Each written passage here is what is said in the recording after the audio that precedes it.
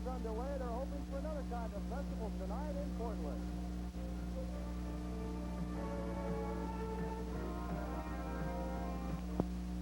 We have partly cloudy skies, 75 degrees, the humidity at 63%, but we have little chance for any more rain. We had a little bit earlier in the day. Mount Davis, as we mentioned, a bit of a homecoming for him, having spent many years as a high school coach in Portland, as well as at the helm of Portland State.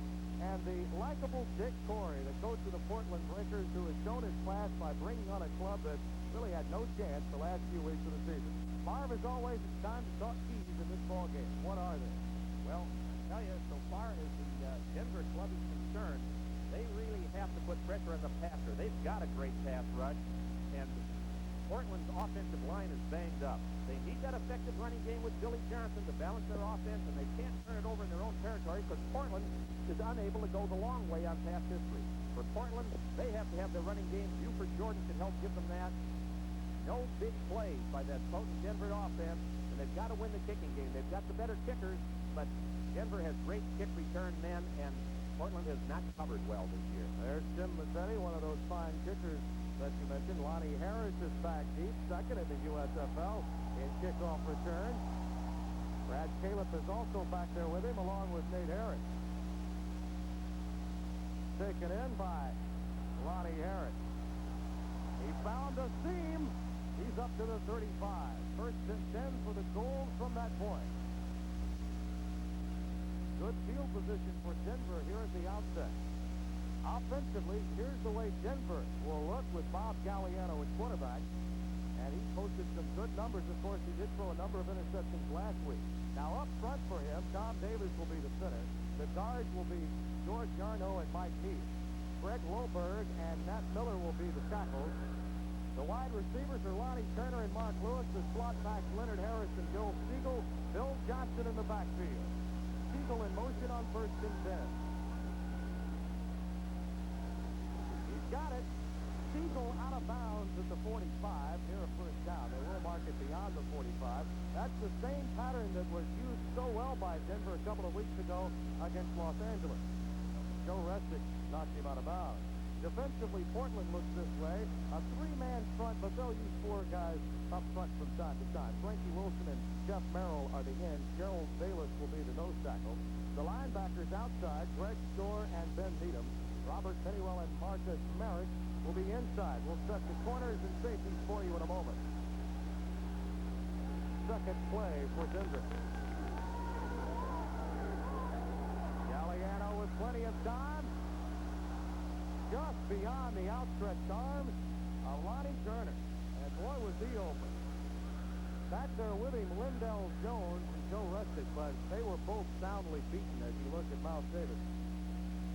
Turner took an inside break on the play, which meant that the corner, Lindell Jones, turned him over to the inside safety, and there's a real mismatch there. Joe Restick, who was a fine defensive back, does not include speed as one of his number one attributes. Turner outran him. Galliano last week. But look at that, 3 interceptions. That was his only problem, and they came inside Houston's 20 every time. Lindell Jones and Bruce Miller are the cornerbacks. Joe Restick and Tommy Haynes, the safeties for Portland. Oh, quick hit pattern taken in by Leonard Harris. And he is shellacked hard. It was Tommy Haynes and Needham that were in on the stop. Also, Greg Storr, the linebacker. Secondary with Joe Restick moving over. He's the defensive man, and Blue moving is just in his zone. Restick stays shallow, and he comes up, converges on Johnson, who had caught the swing pass, turns him back into all the pursuit. And even though he does a lot of running, Greg Storr gets in under his feet and spills him for a gain of a yard on the play. So that sets up third down and long. 3rd and 9 coming up for Denver now. A 3-man front for Portland. Galliano in trouble, and down he goes. Gerald Bayless.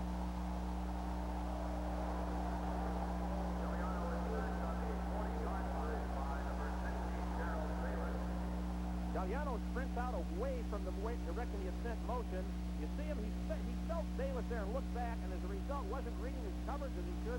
Bayless just kept pouring on in there, and was able to beat George Yarno finally. The left guard took over from the center in that protection, and they forced a long yardage situation and fourth down punting situation. Asmus into punt, averaging 38 on the year. Dino Hall drops back deep. You remember that name, of course, from Cleveland and the NFL.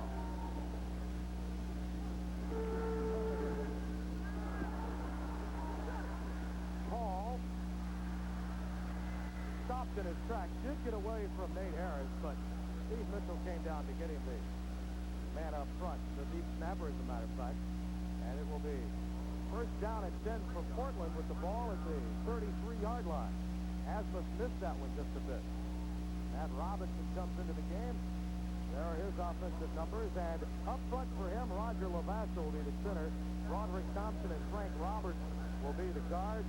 Randy Vanderveer and Dan Hurley will be the tackles. Dan Ross, the tight end, that's their biggest weapon.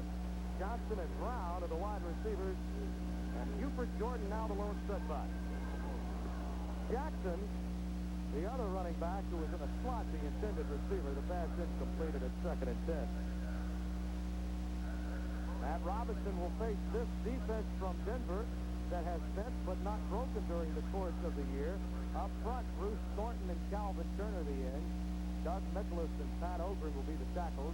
The linebackers, a good group. Stan Blinka, John Nevins, and Mike McKibben. Nate Miller is back in the starting lineup at one corner. Lance Shields the other, with Steve Trimble and Darrell Hemphill the safety. 2nd down and 10. That's Jackson, Lewis Jackson, beyond the 35 to about the 36-yard line. In the arms of John Nevins, the middle linebacker. Gain of 3, we'll call it 3rd and 7 coming up. You know, in the first play, they flankered their fullback out wide, tried to hit him on the hitch pass, wanted to get the strong safety to cover the fullback.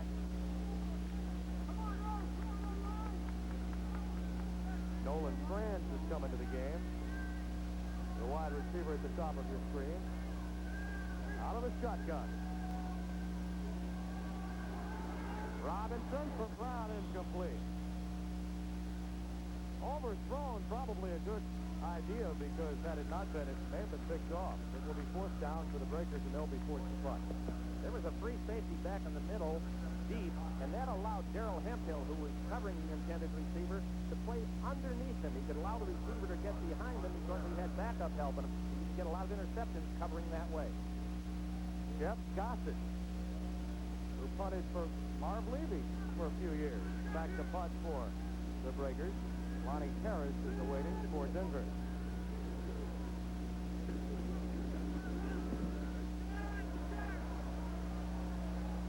Harris takes it in at the 17. He did the tightrope back out to near the 40-yard line. They'll mark it at the 38, and that's where Denver will pan for its goal when we return to Portland in a moment. We're tied up. Welcome back to Portland, everyone. Tim Brando and Marv Levy, we're happy you joined us for ESPN action this Friday night. Just underway, 11:35 to play in the first quarter.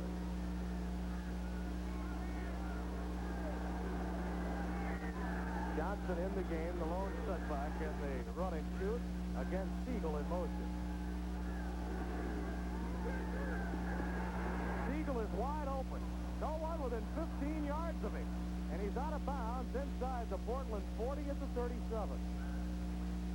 That had to be a mistake. I'm going to speculate on Bruce Miller's part. It was a zone defense, and Miller could have had the short zone, but he dropped deep. Galliano sprinting to his left, looking there, doesn't like what he sees, looks back, has all the time in the world. There, take a look at Siegel. There is no one within literally 25 yards of him on the play. The zone had dropped deep on the other side, which made me believe that Miller should have rolled up on his side. Siegel broke a record a couple of weeks ago, most receptions in a single game in the USFL against Los Angeles. He already had 2 tonight. Johnson, well, he put a shoulder in Marcus Merrick, and also in the other linebacker that was up front, Pennywell, and continued to move them backwards. Gains 4, it'll be 2nd and 6. This is their trap play. Galliano pivots away from the direction they're going to run the trap. Johnson, you'll see, break a tackle right there, pull his leg free, and really lower, get his back almost parallel with the line, and then really begin to dig with that back and that big, strong upper thighs and buttocks. At the 34, second and 7, they'll mark it as a 3-yard gain. He earned all 3 of them.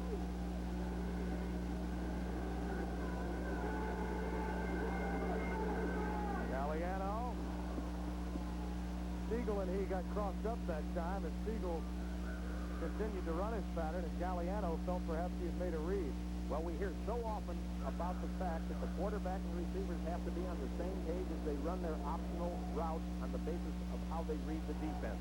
There, Galliano and Siegel certainly read it differently. Dick Corey, who has really just done an outstanding job of keeping this team going of late. This Portland club has played oh so well the last 3 weeks.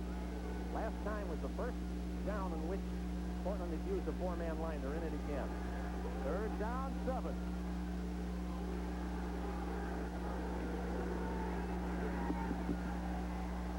Galliano for Harris incomplete.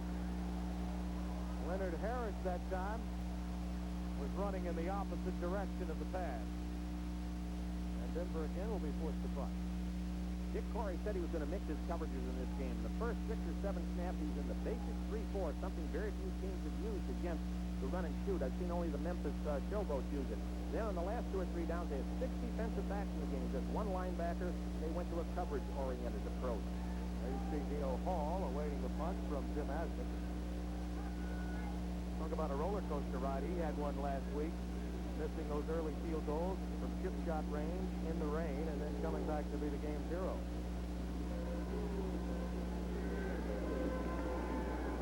He'll go for the corner this time. Downed at the 9-yard line by Nate Harris.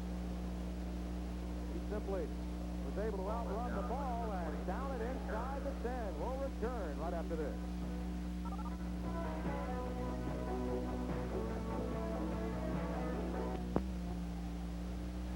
ESPN will stay in the West for a big game coming up tomorrow, 8 p.m. Eastern Time, 5 p.m. on the West Coast. New Jersey taking on Oakland, a game that means so very much to Denver fans, of course. And live reports from the Memphis game, Jacksonville taking on Memphis, a game that means so much in the Eastern Conference where playoffs are concerned. All of that coming your way here on your source for sports. 1st and 10, Portland from their 9. Buford Jordan hammers his way out to the 17. That's a typical Jordan run. They're not sure whether this guy will be a better fullback than running back. Well, we've heard Dick Corey say that, but here we see number 99, Calvin Turner, taking a hard upfield charge. Randy Vandiver turns him out and gets some help from Lewis Jackson, and then Buford Jordan does the rest on himself. Read the block well and really lowered his head, running like, as you said, a fullback. Calvin Turner out of West Virginia in his 3rd year. They blocked well that time. 2nd down and 3, Portland. Oh, quick hit pattern. Ryan Johnson, and he's running the opposite way with it. He's in trouble and out of bounds way back at the 13. That was a very unusual hit pattern. Because Robinson throws it backwards. That is a lateral. It was not a forward pass. I was looking, under the circumstances, for Johnson to pass off of it. Keep your eye on him. He may do that later. Maybe he was supposed to, but was pressured so much by Lance Shields that he just took off and tried to make what he could out of the play. That's the Portland Breaker theory. They'll run some flea flickers at you from time to time. I tell you, John Nevins came a long way to make that stop. He had to start to sprint to his left. Number 59 in white came back and finally knocked him out of bounds.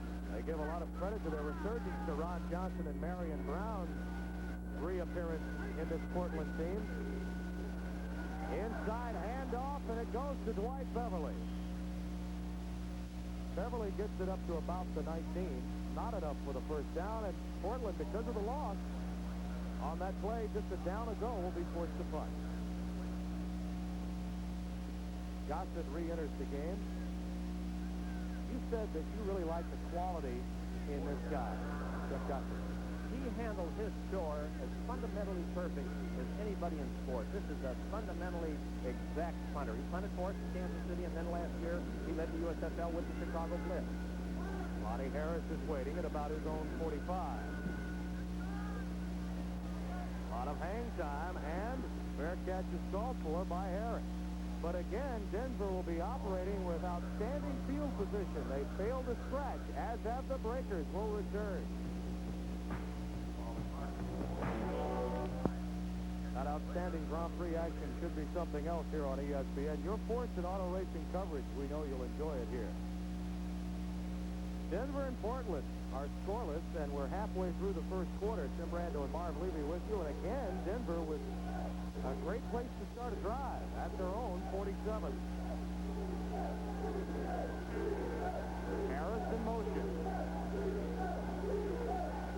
Galliano for Mark Lewis, and he simply dropped it. The pass may have been a bit low, but certainly catchable. Haynes was back there with Lewis, but again, he had every opportunity to come up with that one.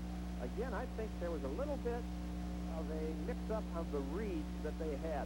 Galliano expected a sharper post break from number 88, Mark Lewis, on the play. That's why he underthrew him, hit him sort of in the back of the lower leg with his throw. Galliano, 3 of 7 so far for 37 yards. They were a three-man line on first down on defense. And now they've got 5 defensive backs in the game and just 3 linebackers. Last down they had 4 linebackers. Troy Johnson has entered the game now for Denver. Galliano will sit on it at midfield. He wanted to go to Johnson, but by the time Johnson became open, he was past the line of scrimmage and had to eat it. Well, with 5 defensive backs in the game, they really overloaded the zone on the side to which Bob was sprinting. He had no one he could give it to. He saw a little crease on the pass rush, decided to get what he could get out of it. There was a belief that the only way the run and shoot could be totally effective was with a quarterback as talented as Jim Kelly. But yet Bob Galliano has been so successful with it under Mouse Davis and Denver. I think how well you read, and Bob does that well, is the key. 3rd down 7, Denver at midfield.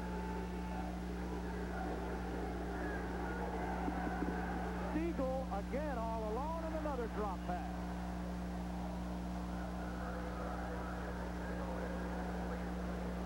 Now, Howard McAdoo, the linebacker, might have been a guy that gave Siegel footsteps, but look at this. Well, they're doubled up.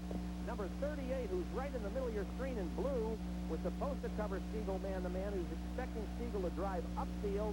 Siegel faked for a step or 2 up there and then broke across, and he really lost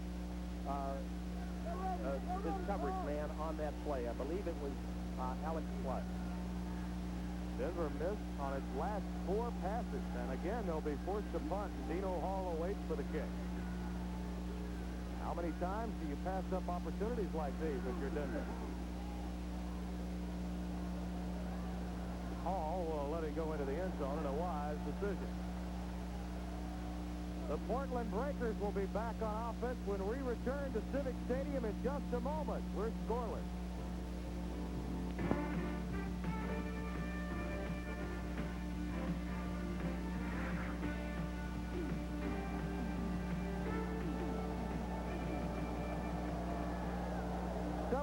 Left in the first quarter. The Breakers are loving the fact that they've been able to keep Denver off the scoreboard at this point. Right now, even though Portland's had its difficulty offensively, they're still very much in this game with great play on the defensive side. 1st and 10 for Portland. Robinson nearly picked off, but Johnson has it for a first down. Hemphill and Miller were over.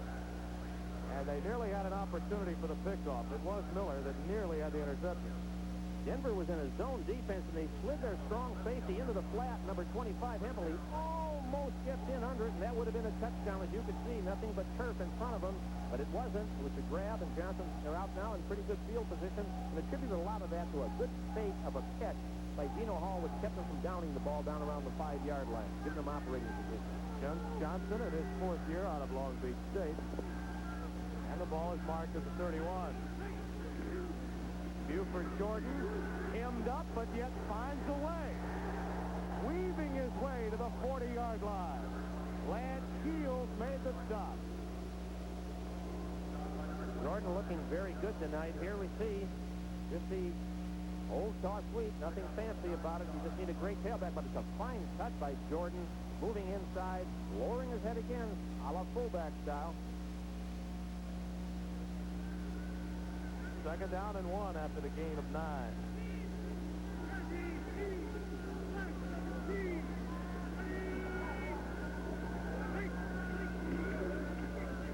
Jordan, first down. Hemphill and Doug Nicholas, the left tackle of the stop. Jordan has had 4 100-yard games, yet has been injured for more than half of the season. Good balance stance. Look how his shoulders square up to the line of scrimmage so that he can cut back behind his block and do the old, even though it's a trite saying, run to daylight. How they missed this guy and what a lift he's given them since he's come back.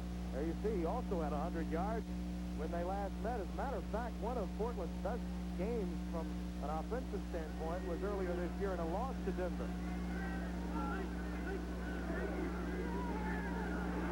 Reverse, but it got away. Rick lost it, found it at about his own 18, and he's down at the 22. Harold Rick that clocked into the game. That's Kilkenny that made the stop. But problems got underway when Rick couldn't come up with the ball. We also have a marker down. They get some tacked onto this, it really hurts. Still legal formation on the offense. The penalty is declined. Second out.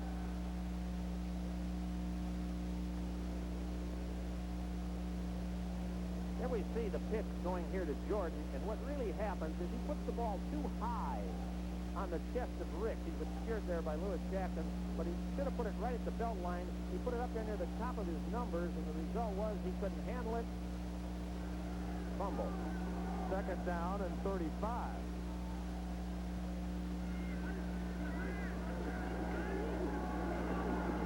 Robinson overthrows Dan Ross, the tight end.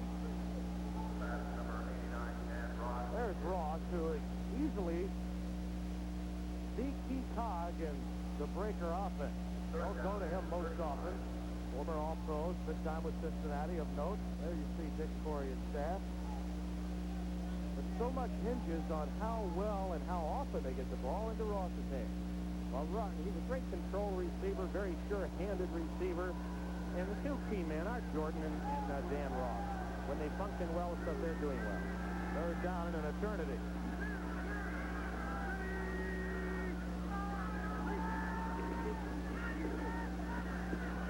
Robinson for Johnson.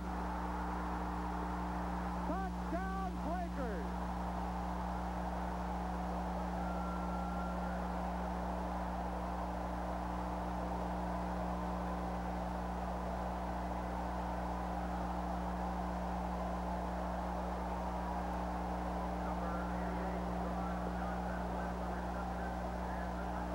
Shotgun formation. He's looking all the way as Johnson just takes off and seeks to outrun Nate Miller, who's back after an injury.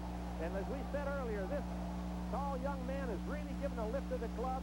He just blows on by, and Robinson lays it in there perfectly. Now, key is to protect against Bruce Thornton. Dan Hurley, who's one of their top pass protectors, is working on Thornton here at least long enough to get it away. The shotgun helps him to get it away. And a long pass like that, which is just a streak, can be delivered fairly quickly. You don't have to take a long time at quarterback to deliver that pass. Dick Corey has not had a deep threat, and that's been one of their problems this year. The acquisition of Johnson has certainly helped. Tim Mazzetti will sack on the point out of the hold of Nolan Franz. Oh, is that something like third in eternity? The Breakers just went from here to eternity, and the script continues. In Portland, the Breakers lead by 7.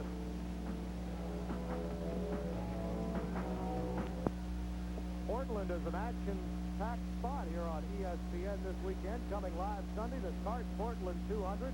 ESPN will put you again in the driver's seat for a live dash around the track. By the way, after the first day of qualifying, Danny Sullivan sits in the pole position. Al Unser, the defending champion. Al Unser Jr. is in second. Bobby Rahal in third, and Mario Andretti in fourth as we speak. It all happens here at 5 p.m. Eastern, 2 p.m. Pacific time on ESPN. Lonnie Harris has it. Gets away from McAdoo, and Isaiah West, along with Ernest Adams, finally grab him at the 25. 6 plays, 80 yards. They went backwards the first 20 and still came up with a touchdown. 79 yards. Robinson from Wisconsin. You know, Dick Corey said coming into this game, yes, we've got to run because we need to control time, not give their potent offense the ball. However, we can't score that way. We're going to have to score by hitting a bomb, by having our passing game function. So far, he's been a prophet. It's going his way. Galliano, who's had difficulty in spotting his receivers from time to time, and this time he sends Harris in motion. That could be a lateral. It does go out of bounds at the 20-yard line. They will rule it a lateral, and it will be a loss on the play. Actually, his arm was hit, which is what caused it to be a lateral. When Portland lines up in their regular 3-4 defense, you can count on one thing. Whichever side Galliano sprints out to, they're going to bring that outside linebacker hard to try and pressure him. They won't always be in the 3-4. They don't want to do the same thing all the time. In fact, Dick Corey had said, I've got to show them a great mix of coverage so they can't read us, make their reads tough. Right now, only one linebacker in the game, and that's McAdoo. The rest are defensive secondary type. And it is a 4-man line on 2nd and 16.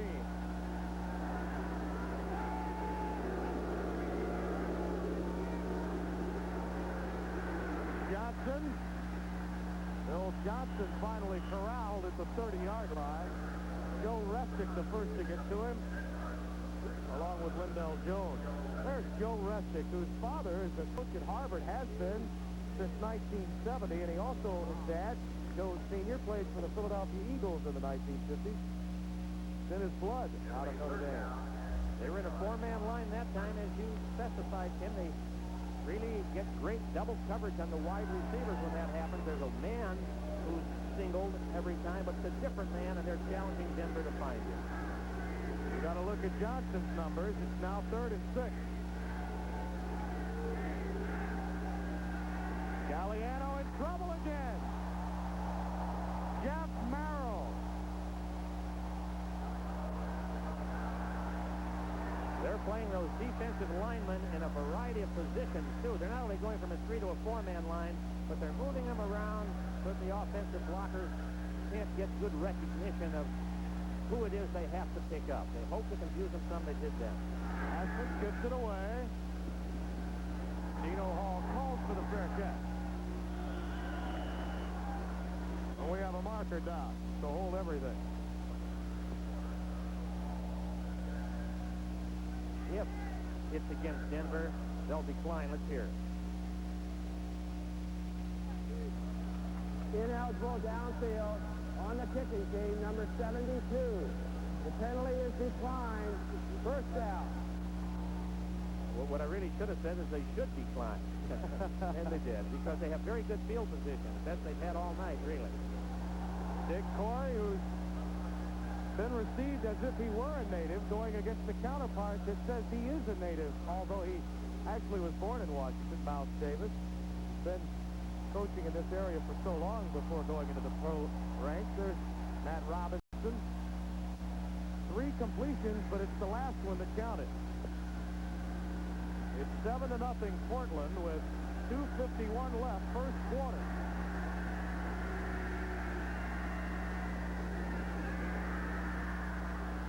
Jordan is stopped for no gain, and it was Thornton that broke through first. They put 4 receivers in there, but ran a trap play. They tried to trap Bruce Thornton, number 60. Frank Roberts, there's Thornton. Roberts, number 67, the left guard. Thornton lowers that inside shoulder, fights across him, and makes a fine defensive play. 2nd and 9. Robinson to Jackson, and he loses it. That one will be ruled a pass. Nate Miller was over there to help break it up. Both teams have been using that type of play, and neither of them have come up with anything successful with it. Now, that was a hit screen. They took 1 step downfield with Jackson. Then he stepped back, and they tried to release their offensive lineman in front of him. Once that ball popped off his hand, Horton was in some kind of trouble, but Nate Miller nearly redeemed himself for being the victim of the touchdown pass a little earlier this quarter. Nolan Franz and Marion Brown are in the game, flanked to one side on 3rd and 9. 2:20 left, first quarter. Robinson to Johnson, and it's broken up nicely by Lance Shields. Shields is a player that has been picked on by teams of late. That time he was right there. He read it well. Johnson really did not run a good pattern there, Ron Johnson. He rounded off an out route, and you could convince somebody you're going deep, particularly if you have just succeeded in running a successful deep route. He just rounded it off, didn't drive Shields deep. Shields closed on him well.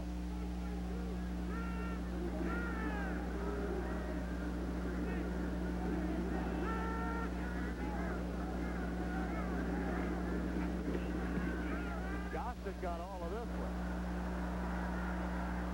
And it stops inside the 10. David Vail finally downed it, but what a punt by Jeff Gossett. He is a great punter. He's unselfish. He kicks high. He kicks quickly. He'll kick the play punt. Here we see Gossett. He's a two-step kicker. Gets the ball away very quickly. Right in his hands. Great concentration. Perfect drop. He has it every time. Great follow through. Hits the ball so that it drops and dives deep in the opponent's territory, and that can set up a score for you. He got no help on the bounce and landed at about the 6-yard line and then headed upfield. I tell you, there's a guy named Frank Gant who coaches the special teams now at the Eagles who made Gossett what he is today. Great special teams coach. First and 10, Denver, and it's 12. Siegel knocked out of bounds by Rustick at the 18. This is one of the few times that Denver has started deep in its territory. They had the field position advantage early in the first quarter. Galliano and company could do nothing with it. They're forcing him to throw short a great deal. Whenever they bring Siegel or the other, or Leonard Harris in motion, they usually sprint out to that side, not always. The deep end drops deep and lets that motion man get it short if you're willing to throw to him often enough.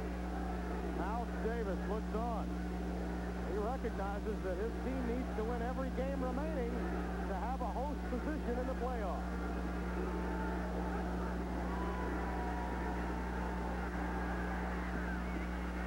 Troy Johnson at the 35 for the first down. Lindell Jones and Marcus Merrick made the stop. You know, Tim, you hear about the fact that they use 4 wide receivers all the time to run and shoot teams. That time they used 5 wide receivers. They had no fullback in there. Now, Billy Johnson was in the game, but he lined up as an additional slot on one side. There was nobody behind Bob Galliano. First and 10 now for Denver at the 35. Remember, this drive got underway at the 12 after a beautiful punt by Gossett.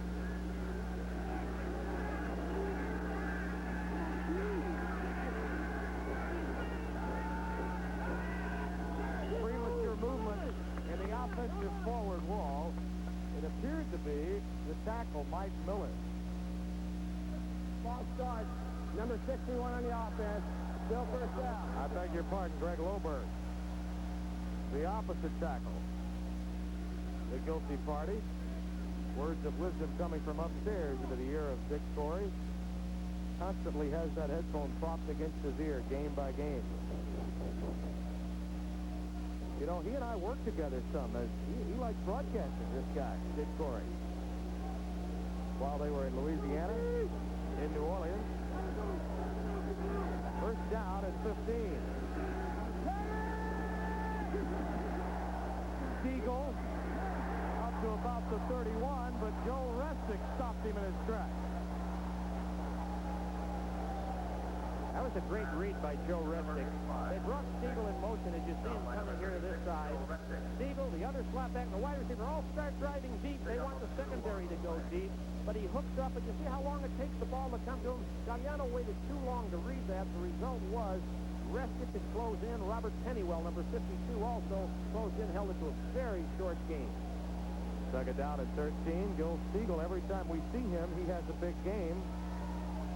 Usually the opposition that catches Denver wants to make them go the long way, and when that happens, Siegel is the recipient of a number of passes. Last play of the quarter coming up.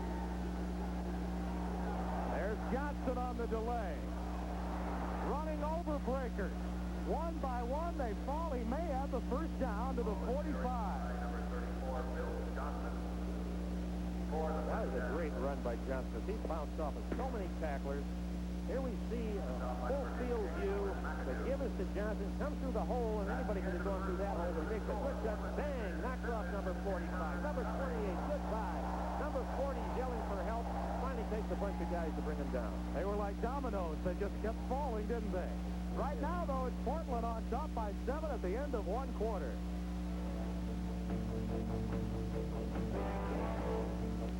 Get ready, New York, for the first title game to come your way in 20 years. The championship of the USFL. Sunday, July 14th, the United States Football League will crown its champion beginning at 8 p.m. at the Meadowlands. This is your chance to see football at its best. Tickets are available at the Meadowlands box office and all Ticketron outlets. They may be Breakers fans, but they love Mouse Davis, the homespun star, now the coach of Denver, and the Heartbreakers showing what they know to the fans here in Portland. Bob Galliano has had some difficulty early on, but has hit on his last few passes and has the goal in a good spot at the 45 as we open the second quarter. Johnson, about 4 yards on the pickup. Bayless made the stop. I tell you, Tim, you say you want to play nose tackle. Look at number 60. 2 men on him. Tom Davis, George Yarno. He fights them both off. Comes back with the help of Alan Hughes to make the tackle. Alan Hughes, number 98, in to make the tackle. He's an interesting guy, Alan Hughes. Bodyguard for boxer Tommy Hearns. His father played with the Harlem Globetrotters.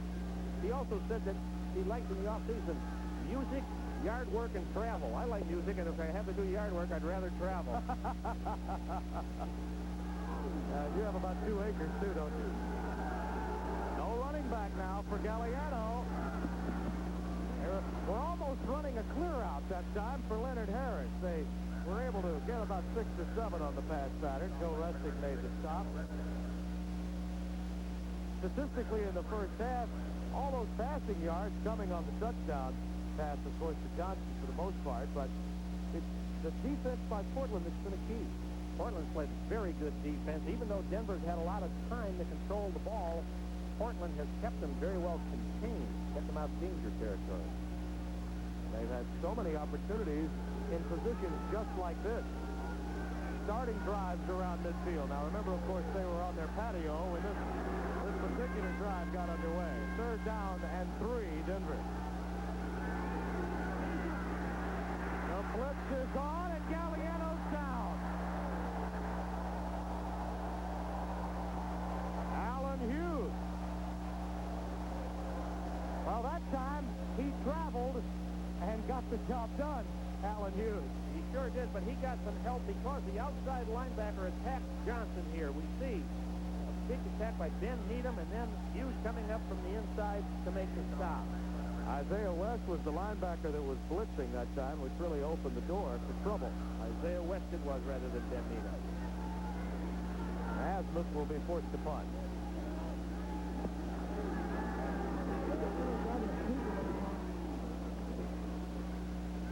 Hall. Now that's a gutsy catch. Nate Harris, though, made the gutsy hit and enjoyed this interlude much more. You know, early in the game, Harris pulled off for fear of interfering. He timed this one a lot better. That was an ill-advised play by a fine, experienced safety man.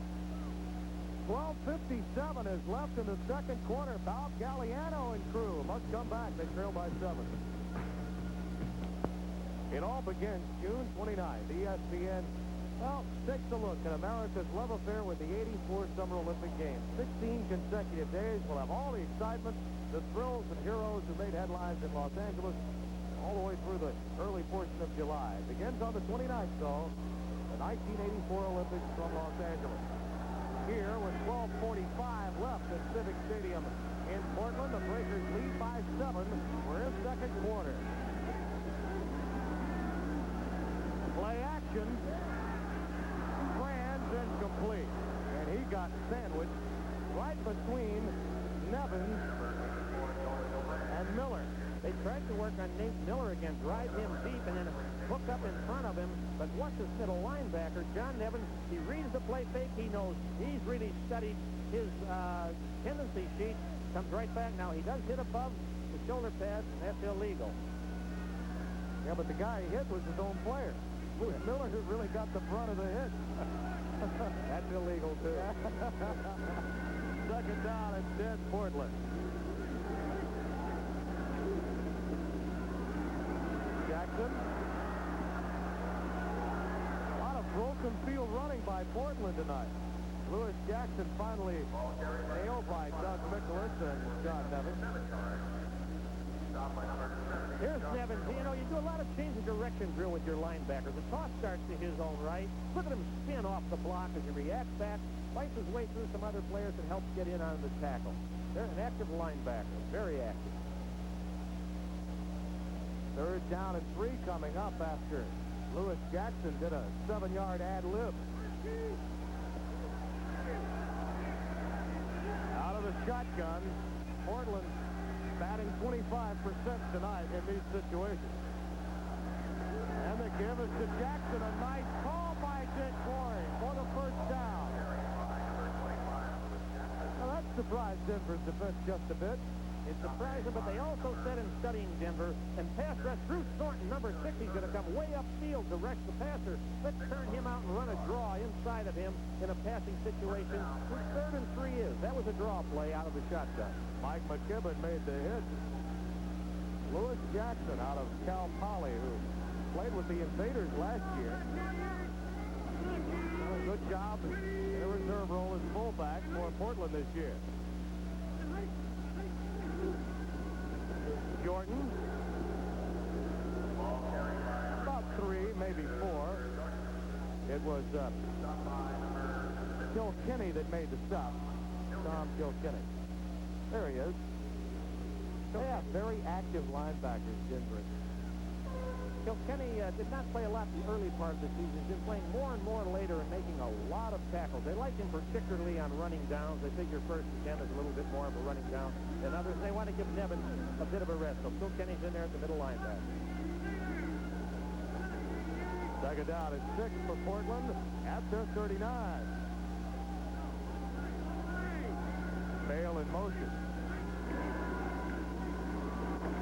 Jackson. About 2, maybe 3. They will still need about 4 yards for a first down. Terry Irvin, a backup linebacker, into the game along with Doug Mikolas, made the stop. You know, third and 3, which is coming up here, Tim, is the toughest down for the coordinators. The offensive coordinator just really hard to figure out what he should call, and the defensive coordinator is a tough call. It's a tough call for both of them. Dick Corey's listening to what his offensive coordinator has to say there. If he makes it, he'll say, nice call. If he doesn't make it, he won't. Don't call me, I'll call you.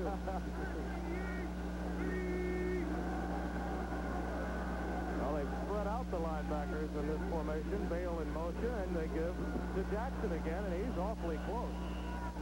Maybe about a half yard or so away from the first down. Steve Trimble, the free safety, came up to make the hit. You know, Trimble denied him the first down, and here is a very unheralded player. He's the number 1 tackler on their team, making a lot of tackles all season long. He's forcing him into a tough situation here. About a foot to go. And I think Dick Corey wants him to maybe take a timeout, come over and talk about it, or just go for it, one or the other. No move as yet to bring Gossett into the game. Now, this would be a controversial decision with a punter like Gossett, who's already nailed the team inside the 10-yard line. You give your defense a chance to stop them and still come away with good field position. So that's a Mississippi Riverboat gamble for Dick Corey, should he go for it. It's a tough call. And we'll see that call in just a moment. Right now, it's Portland leading by 7 as Gossett away.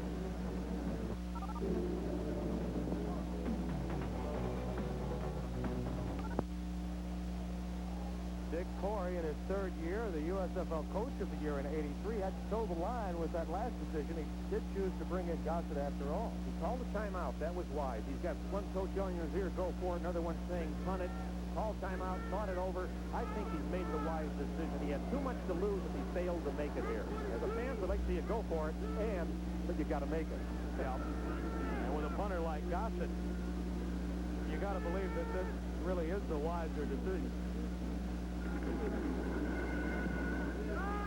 Again, another beauty by Gossett, and Harris calls for a fair catch, and look at that.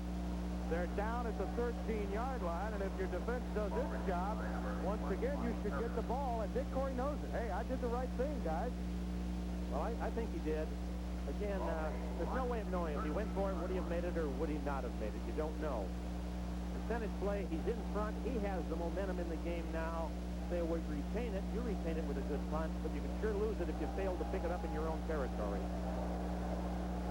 You got to believe that Denver, who's really had the field position advantage the first 9 or 10 minutes, must be saying to itself now, gee whiz, here we are again. We started our last drive at the 12, and this time we're at the 13. Galliano has connected 7 times, but they've all been short games.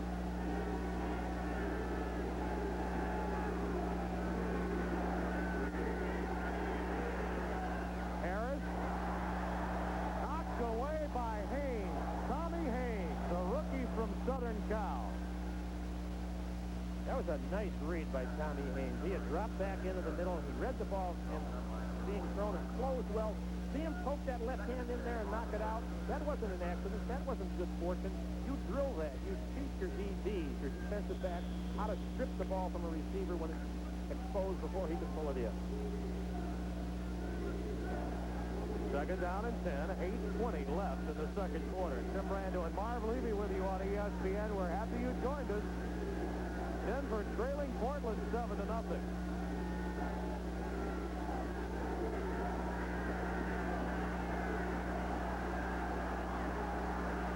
Johnson, nailed by Ben Needham. The always active linebacker, Robert Pennywell, and Marcus Merrick were there to polish up. It was a deep zone coverage.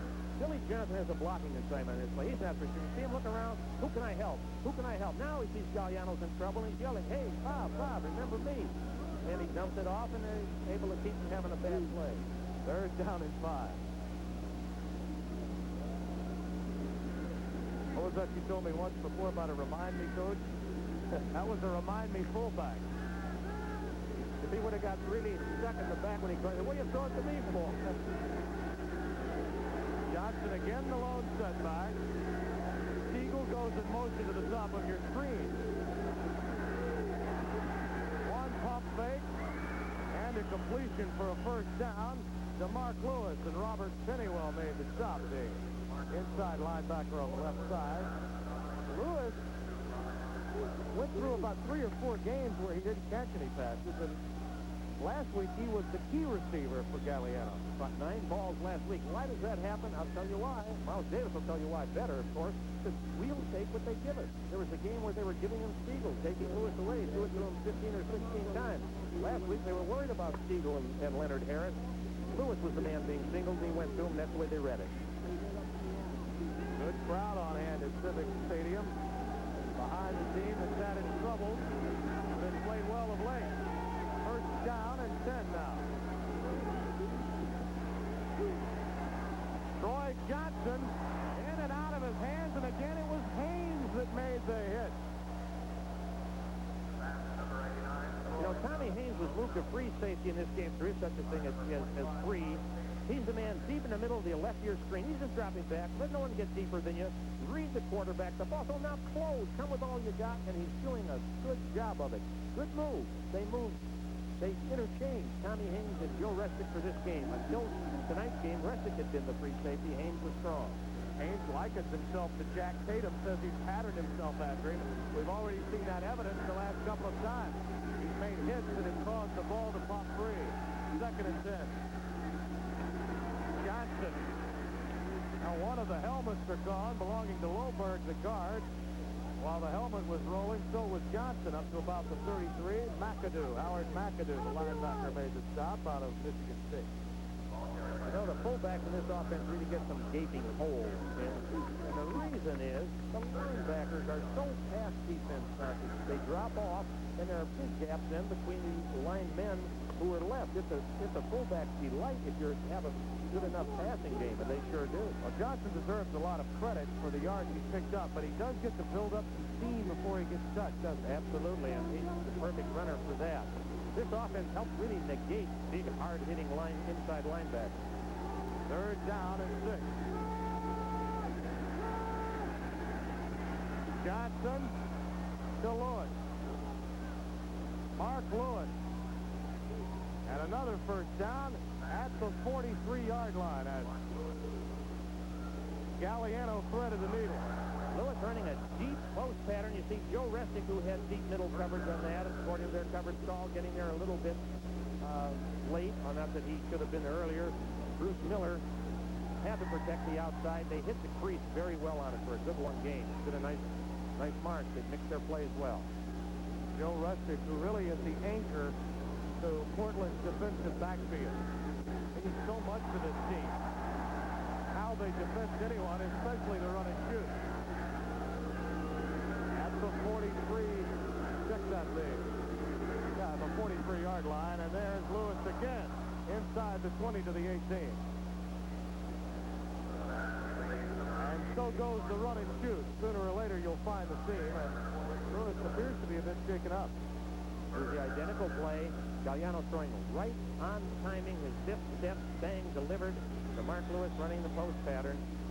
And you can look for Portland to change up what coverages they use, particularly in this part of the field. Inside the 20, you go a bit more man-to-man. I don't know if you will against the run and shoot, but conventional wisdom dictates that you usually do, if there is such a thing.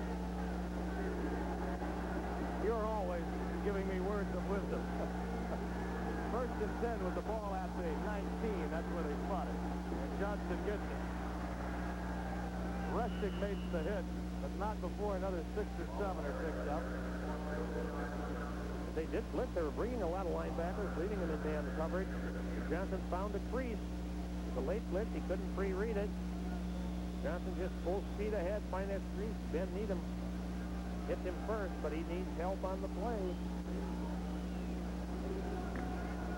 There's Bill Johnson. He has been ailing, of course, has been in and out of the lineup in latter parts of games, depending on his physical well-being. They want him healthy for the playoffs. Stuck it down at 3.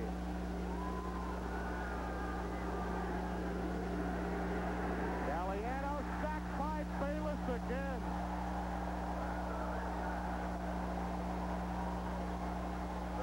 This is a team with only 22 or 23 sacks on the year, low in the league. They already have 3 in this game tonight, and we're still 3 minutes left in the second quarter. Miles Davis told us today the man he feared on this team was Gerald Bayless. Here we see Bayless coming up the middle. You see there were 2 white shirts who were trying to double team on him, but he worked his way around. Comes up with a big sack across his third, about 12 to go. And the ball back now at the 20-yard line.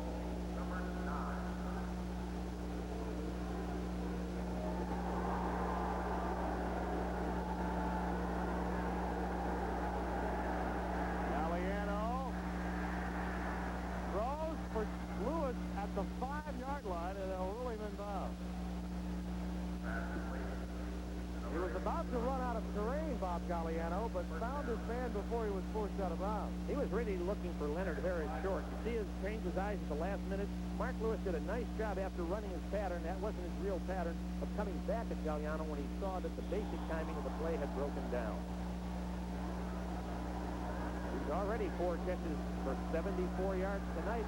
3 of them, at least, on this drive that I can recall. Yeah, 2 of them on 3rd and long.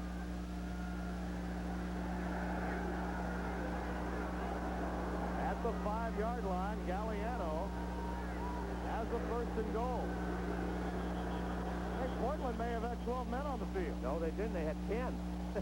That's what they called the timeout. You knew something was amiss in terms of number of men, but they were short a man. They were changing a lot at the last moment. Portland, their second timeout. At any rate, a wise choice given the circumstances. And the coaching staff did get word to the team to call for the timeout. They have it. Their lead is by 7. It's in a bit of jeopardy, and we'll return right after this. That should be a good game tomorrow. I'll be at Oakland with Paul McGuire to bring you that telecast. And not only will we have coverage of the New Jersey-Oakland game, but we'll also have live cut-ins from Memphis as Memphis takes on Jacksonville. It's all coming your way here on ESPN. Great day of sports right here on your source for sports. Here is first down and goal for the Gold. They trail 7-0.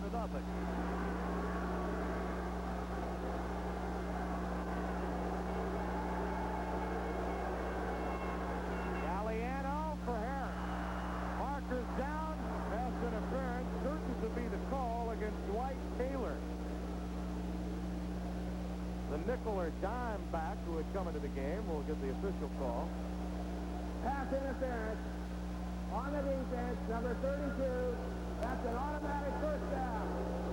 Galliano took a quick look at his left wide receiver, Lonnie Turner, who was singled and very obviously so, but felt he didn't want to go to him. When he looked back, Leonard Harris was wide open. Taylor knew it was a touchdown. He just grabbed his ankle, and it was a pass interference call. Probably not a bad idea, though. When you know you're beaten and all they can get is half the distance to the goal, at least you've eliminated the touchdown. Yes, if the official had determined it was purposeful, he has to be sure that it was, and it occurred in the end zone, he could have placed the ball on the 1-yard line. He thought it was definitely purposeful. Either way, the ball is on the 2, and it's still first down. Johnson stacked up at the line of scrimmage, but still burrowed his way to the 1, carrying breakers with him. You know, Frank Wilson came unblocked from the outside. I don't know if somebody missed the block on him or if that's the way the play was designed as a wedge block. Timeout has been called for by Denver. They trail by 7, but they're on the 1.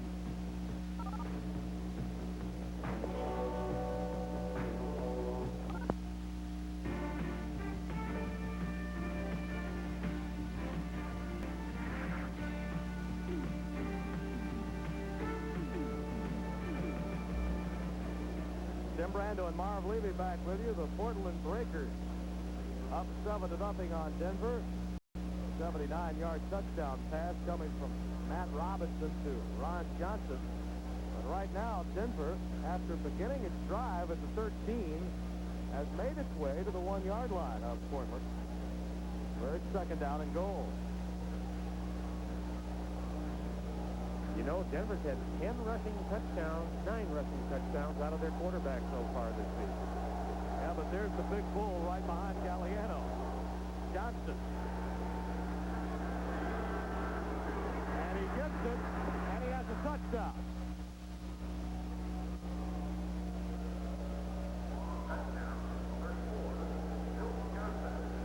You know, they put another running back in its slot on that number 33. Donnie Williams hardly plays, comes across there, and he gets one whale of a block on the corner. You see the defender trying to get up there, paving the way for Billy Johnson to get into the end zone. There's the pitch, great old wide pitch play. Donnie Williams, number 33, getting a very key block on Dwight Taylor, giving him a chance to tie it up right now.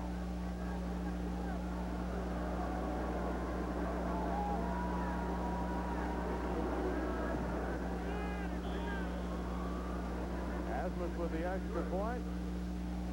And we're tied at 7. 1:55 left first half, and we'll return to Civic Stadium after this. Hi, everyone. I'm Tom Mees. Join me at halftime, won't you? We'll take yet another one. And record-setting running back Herschel Walker, the New Jersey Generals, as he broke Eric Dickerson's all-time record last Monday night on ESPN. We'll have that and more at halftime. All right, Tom, thank you very much. We're in the scenic Pacific Northwest, where Denver and Portland are tied at 7 after a long, long drive by the Gold to finally tie this game.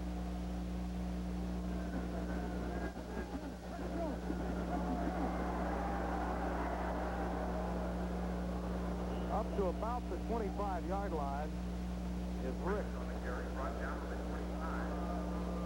There you see the scoring drive, 12 plays, 87 yards, a long drive for the Denver Gold.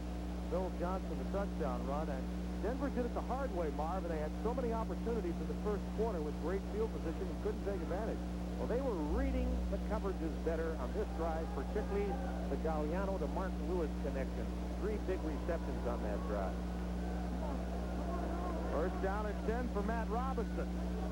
3 of 9, but one of those 3 was a bomb that gave the Breakers the early lead. Buford short. Kilkenny made the stop at the 30-yard line. Aided a bit by Pat Over in the defensive tackle out of Wyoming. Buford Jordan, who played collegiately at McNeese State, is the most prolific runner in the history of Louisiana collegiate football. John Nevins being worked on the sidelines. Kilkenny's been in there. He came up with a big hit on Buford Jordan last down, but something was amiss with John Nevins. Second down and 6 for Portland. Robinson to Dan Ross. First down, Portland. Irvin and Kilkenny on the stop. They're working under a little pressure now because they only have 1 timeout remaining to them this half. But again, the clock stops till the chains are moved on first down. Beverly is in the game now and 1 setback, and Robinson just threw that one away in the general direction of Buford Jordan. He threw it over Jordan, no intention even to try and complete it there and risk the interception. He came out looking for Dan Ross again. Gerald Hemphill, number 25, the strong safety, did a good job of covering it. Nolan Franz bringing in the play from the Breaker sideline. Al Davis, unusually with the headsets off, awaiting halftime. Lewis Jackson now is 1 setback out of the shotgun. Some premature movement by Denver. The flags are down, and Robinson has the gimme and finds Marion Brown. How many times do you see that? There was some premature movement in the forward wall, and Robinson knew he had a gimme. If his offensive line had not drawn Denver offside, we'll just wait and see.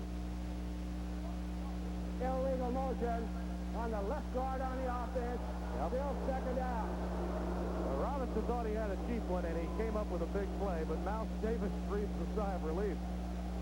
Well, really, you see that happen. As you say, he probably thought it was the other team that had jumped offside, that Denver had jumped offside. So you're loose. You take all kinds of chances. It's click. Great. Oh, but had he known that it was this guy that was guilty of motion. Second down at 15.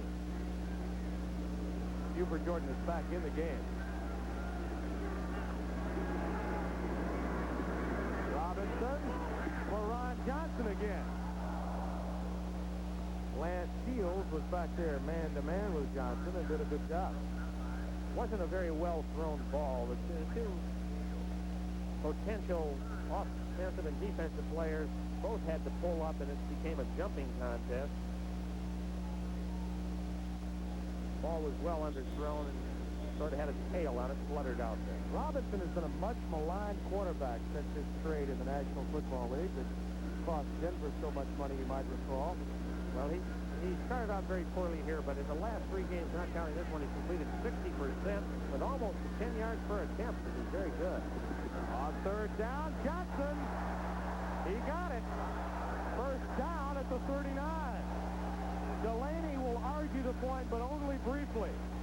And with 46 seconds left, the Breakers are in business again. With that much time left and 3 timeouts, they ought to call for the red flag. With that much time left, because I'm not sure he got that second foot down.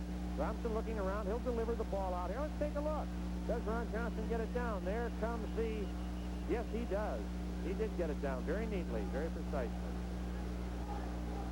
Ron Johnson, who already is the offensive hero of the game, running that fly pattern for 79 yards. And now I get the feeling that a red flag has been asked for, and yeah, we have it. It's a nothing-to-lose deal. His coach in the press box probably thought, like I did, had his doubts. He's got 3 timeouts left, 46 seconds. Take a look. Here's another look, and you'll see that he did get them in. I think his right foot is on the ground almost simultaneously with the catch, and then he brings the left one down. All right, let's see. Catch, right foot's down, drag the left foot right in the bounds. Official looking at it closely. It's a catch.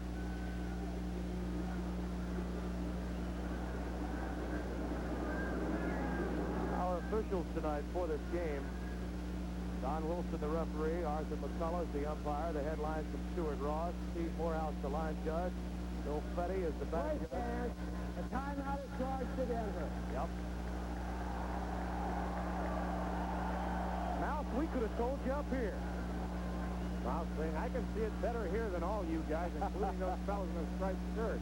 Well, you talk about a fun guy to be around. Mouse Davis, as well as his counterpart tonight, Dick Corey. Two guys that are just a joy. They are very cooperative, and they certainly know the game well. They're locked in quite a battle here tonight.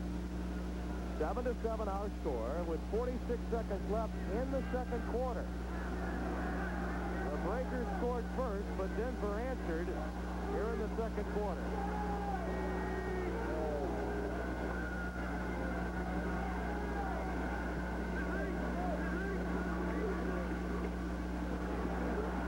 Robinson. First sack of the game recorded by Denver. Mark Boobin did the damage. Quite a bit of stunning in that defensive line. It finally brings Boobin free. Everybody was covered. You see Robinson double pump. Say, hey, I better get out of here. Look at that big guy, number 65, coming. But it's a little bit too late. Second down and 20. Marion Brown has it at the 38. Darrell Hemphill made the stop for Denver. Clock is still ticking. They did not get the first down because of the loss. It's now 3rd and 9. And they'll be forced to use their final timeout, perhaps. Wasted a few seconds doing it. Hope they can get a play off and still reserve the timeout and have some others, but no go. 17 seconds are left as we look at Dick Corey talking with his coach, Matt Robinson. Now, coming up at halftime, Tom Mees will bring you up to date on the week in the United States Football League. As you see the timeouts remaining, Portland without any. And during halftime, a fine feature on Herschel Walker, who, of course, broke the all-time single-season rushing record last week. And let me tell you, I had the opportunity to be there for it, and it was quite an event. Well, I saw it. I heard your golden voice describe it, Tim, and it was quite a thrill, and he got it in grand style with that long touchdown run. 55-yard touchdown run, and a lot of people, of course, say there's an asterisk by it. Herschel's the first to tell you that's true. Yet 2,000 yards is 2,000 yards, isn't it, Coach? I haven't seen any better back in this league or any other one. That is a tall statement.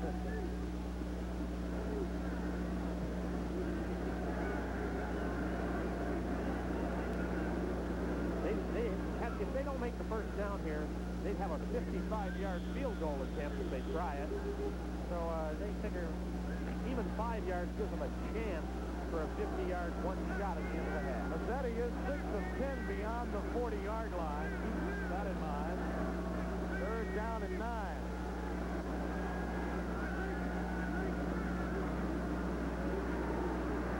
Robinson in and out of the hands of Nolan Friend. We do have markers down around the line of scrimmage with 12 seconds left. That'll affect a lot. There's a good coverage job by Lance Shields. The ball's a little bit behind Franz, allowing Shields to make the stop. They're calling an offside on the defense. Offside. Number 60 on the defense. Still 3rd down. Well, you mentioned 5 yards. Wouldn't hurt. They got that cheaply. They got that now. Now, here's the thing. They can go for a first down. It'll stop the clock, or they can call a timeout. Try and get closer. But the one thing you're saying on that sideline as a coach, don't get sacked. Don't get sacked. Throw it away if it looks like you're going to. So Bruce Thornton got caught. It's now 3rd and 4. But significantly, just 12 seconds left and no timeouts remaining for Portland.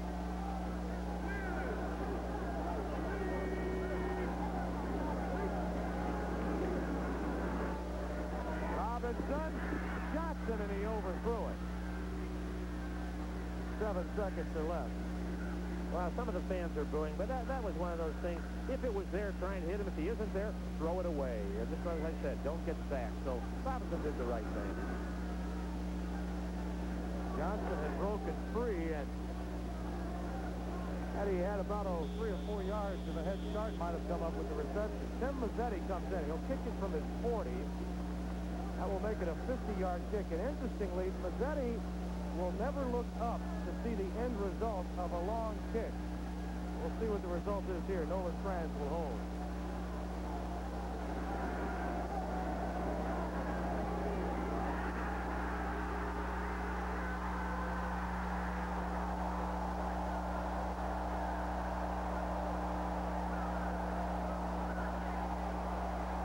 I think he looked up that time, Marv, after getting word from Nolan Franz that it was true. I'll tell you another reason he looked up. A flying white body came into his vision picture. See him here? His head's down when he meets the ball very well. And really fine. Here comes the rush from Gil Siegel on the outside. He said, "The heck with what I said. I'm looking up."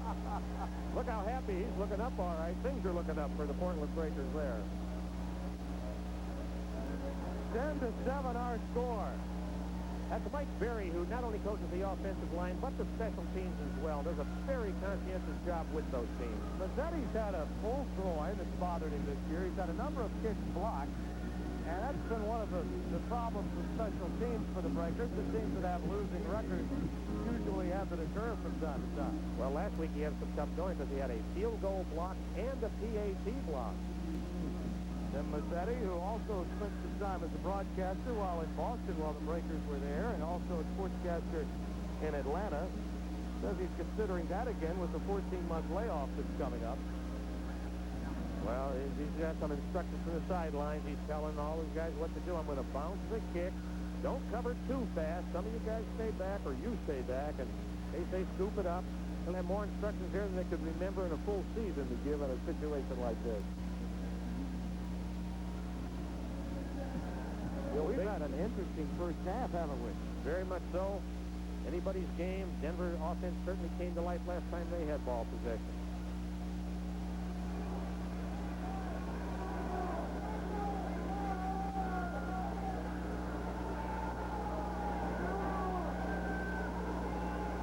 Harris at his 5. Breaks upfield to about the 32-yard line, and that's the end of the first half. And the Portland fans are happy as Tim Mazzetti gives them a 3-point lead. Mouse Davis's homecoming a bit in jeopardy. Tom Mees has the halftime activities, including a feature on Herschel Walker. Stay with us. Jim Asmus will kick off to start the second half. Harold Ricks is back deep, along with Lewis Jackson.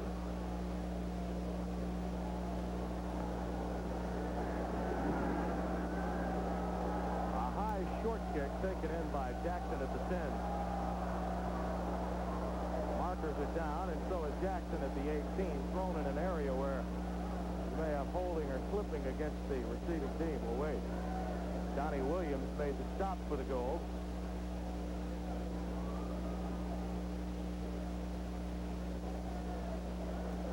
Illegal use of the hands. Number 48 on the receiving team. First down. That'd be Paul Levine. He's a backup linebacker. Not wearing one of those linebacker numbers, but that's what he was. Donnie Williams, number 33 on Denver, has been activated tonight. He hasn't been active a lot of games, but he's made some key plays. That was a fine kickoff cover by him there, and he got a very key block on Johnson's touchdown run in the second quarter. Buford Jordan is not in the game.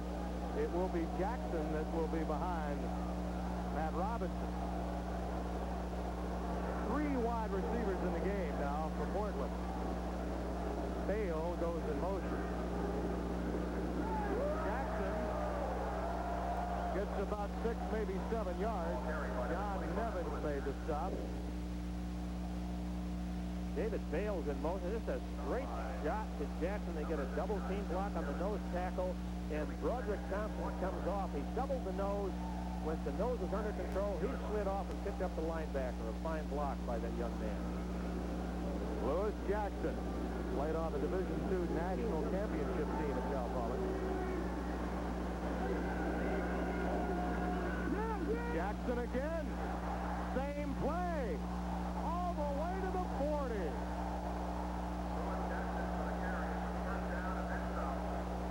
Twice now they've lined up with a single back in the backfield. Passing look. Here we see again running up over Thompson and Roger Lavassa, the center. pave the way, and then Steve Trimble, the leading tackler, has to bring them down, but not until after a sizable gain. Denver had great field position as a result of that penalty on the 9-yard line, but now it's Portland that has the favorable field position. Both teams, when backed up, have done the job. Buford Jordan has 3 enters the Portland offense. Play fake. Jackson, a receiver. Jordan, the decoy. Jackson, the culprit. And it's another first down for the Breakers. I'll tell you, Terry Irvin is in at that outside linebacker where Stan Blinken normally plays. They fake the run. Look at Jordan. They think they have that. Ties up number 56, the outside backer, who has man-to-man coverage on the other back. Lewis Jackson, number 25, before he realizes I've got to cover him, Jackson is by him, and they've got a good game. So Dick Corey using Jackson effectively, who had really given Mouse Davis some problems in college. He gained 223 yards rushing while at Cal Poly against the Portland State team of Davis. Jordan, how about the 29? They have decided, for whatever reason, I don't know it, that they're going to run inside. I guess the reason is they're succeeding. That's a darn good one. And they keep repeating them. But they are really blowing them out in the middle right now against the 2 best tacklers in the front 4. That's Pat Ogren and Doug Nicholas.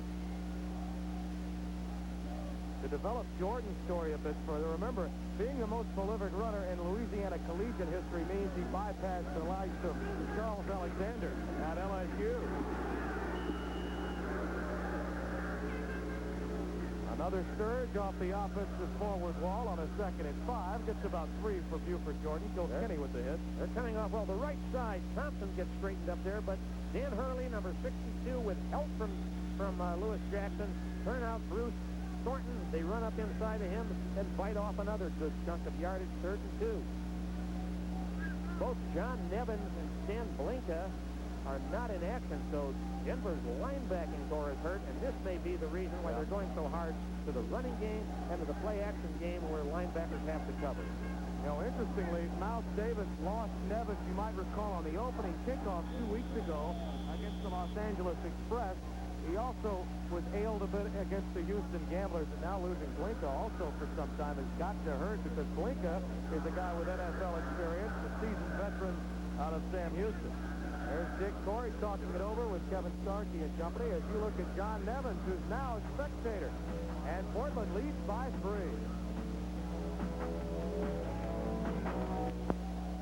John Nevins appears to be anxious to get back in the game. Remember, they were nursing his legs the latter portion of the 2nd quarter. Right now, he's not in the game. Neither is Stan Blinka. And Portland's moving the ball on the ground and leading 10-7. We're just underway 3rd quarter. 11 minutes and 49 seconds left. Tim Brando and Marv Levy with you. We're happy you joined us on ESPN. Reverse to Jackson. Again, Jordan was the decoy. First down, Breakers. Greg Walls made the stop. And they faked up inside on the 3rd and 2. Look at those linebackers converge. But 55 put on the brake. Help from Darrell Hempel, who really analyzed it. Number 25, Greg Walls brings him down. Darrell Hempel turns him back inside. Kept him from going a long way, but at least they picked up the first down. Greg Walls has that gleam in his eye at practice, says Mouse Davis. Marches to the beat of a singular drum, but gets the job done. He's out of the game now. It's 1st and 10 at the 23-yard line.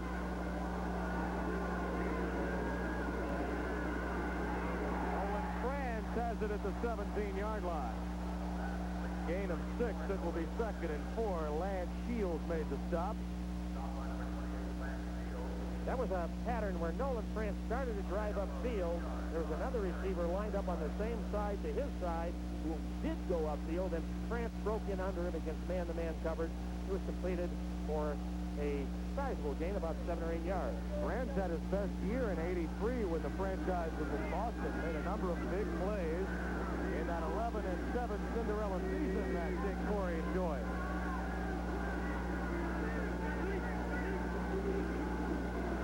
Jackson behind a block from Bale and another first down. David Bale nailed a would-be goal defender. And And that opened the door for the Breakers and another first down. Kilkenny made the stop. They're using Bale, lining him up as a wide receiver, sending him in motion, and then running behind him. Less than 10 minutes left in the third quarter. And Portland, remember now, they began this drive deep in their own territory after a penalty on the opening kick.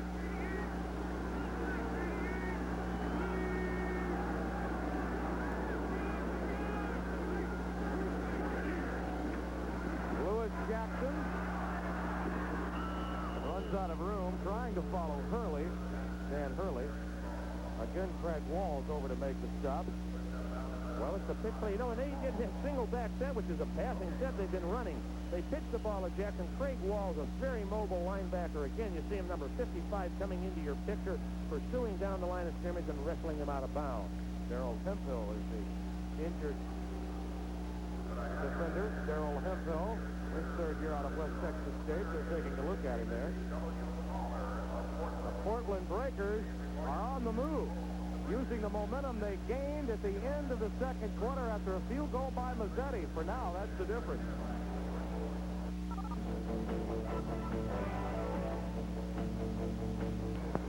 Portland leads Denver 10-7. There you see Hemphill. Went off on most of his own power, but they're going to take a longer look at him along the sideline. Looks like he's signifying his groin is bothering him. And Robinson has not missed on a pass here in the third quarter on this drive. He's back to pass again. Jackson, the intended receiver, but Robinson threw in the middle of a number of defenders. Ernie Carswell was back along with the linebacker, Walls. Carswell had had to come into the game for Hempel while he took that breather, so they went right to work on him. Carswell did a good job of covering. So now it's 3rd and 10 coming up. Dick Corey and staff have brought in something from the sidelines. They hope will work. Remember, Jackson, who's the lone setback, has been the central figure in this drive for Portland up to this point. There he is again. And he's going to throw it for Bale, intercepted. He hesitated prior to getting rid of it. And it's picked off by Lance Shields. Well, the idea was good, but the results weren't. Bales is in running in motion and blocking a lot. He runs in there. Jackson throws the pass too soon. And once he determined he wasn't going to throw it, he might as well forgot, because Shields was not fooled. He hung back there. He had the back of the end zone to help him. Easy pickoff. That long, long drive results in nothing for them except some pretty good field position. After having been the central figure in the drive, he is also the key figure in the play that ended it. First turnover of the night. So at the 20-yard line, Denver takes over. They used up nearly 6 minutes on that drive, the Breakers. Galliano found a little room, got out to about the 24-yard line. Second down and 6 coming up. Allen Hughes running him out of bounds. Galliano wanted to hit Mark Lewis on an out cut there, but as Lewis broke out, he was tightly covered on the play by Bruce Miller in the left corner. Galliano had to pull it down. From that point on, it was every man for himself.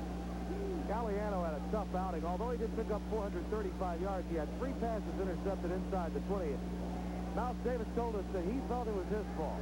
Well, he felt some of the calls. He wished he could take them back. The best play Galliano made in that whole game was his field goal hold on the last play of the game. He dug it out, put it down, they won the game. In rain, 2nd and 6. Johnson gets 2, and the ball is free and recovered by Portland. Robert Pennywell on top of it.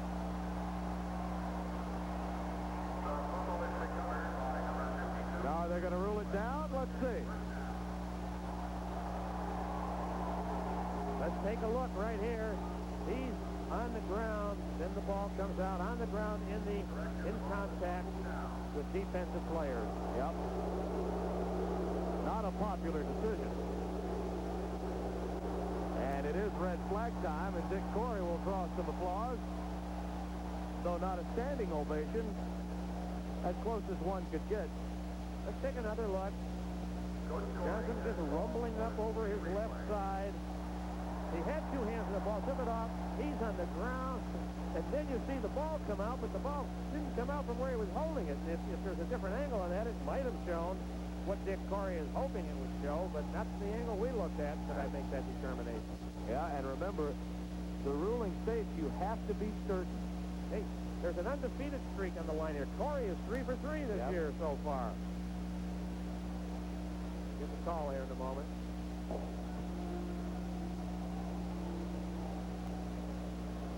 $20,000 people holding their breath. Play stands. Charge timeout to Portland. Their second timeout. You know, the old statement, the ground can't cause a fumble, isn't really true. It's whether you're brought to the ground in the grasp of or caused by a defensive player. Again, I don't think there's enough there to determine that the decision should be reversed. So it will be 3rd down and 8 now for the Denver Gold. Lonnie Turner's in the game. Leonard Harris will slot back up at the top of your screen. Gil Siegel goes in motion, and it is 3rd and 2.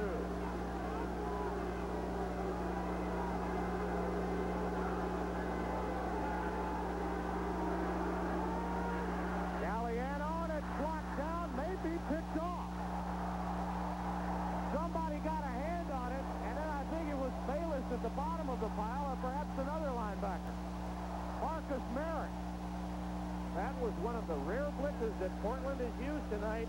They held their breath, went into pure man-to-man coverage. Needham. It's Needham that comes out of there with it. Merrick and Bayless both got a hand on it. Well, this is a big turnover for him here, of course. I believe Needham caught it flat on his back. A celebration between Needham, who's the Iron Man of the team. He's played in every game with this franchise since its inception, both in Boston, New Orleans, and now Portland. First year with him, you know, he had 2 blocked field goals, which he picked up and returned for touchdowns. Well, he's forgotten those, I guess. Well, he hasn't forgotten them, but this play right now is the one that counts.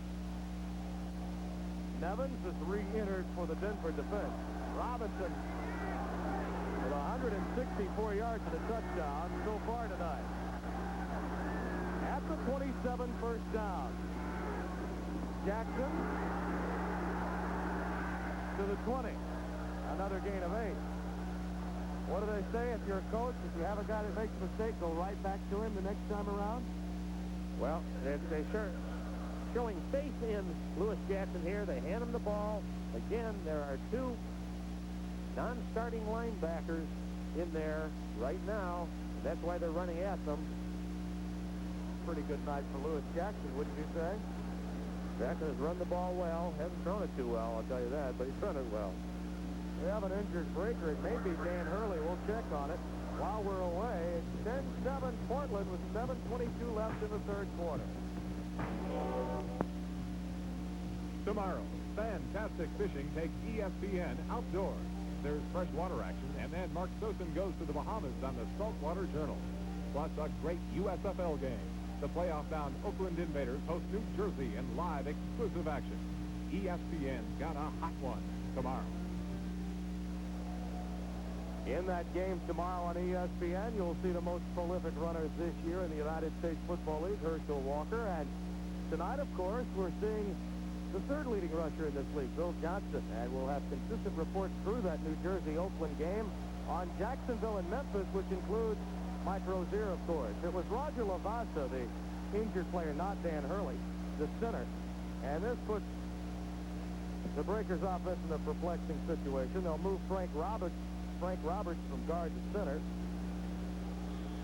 And will insert either John Sotolo, or Bill Winters at the other guard spot. They only have 2 backup offensive linemen. It is Winters that moves to guard, while Roberts is the center now on 2nd and 3.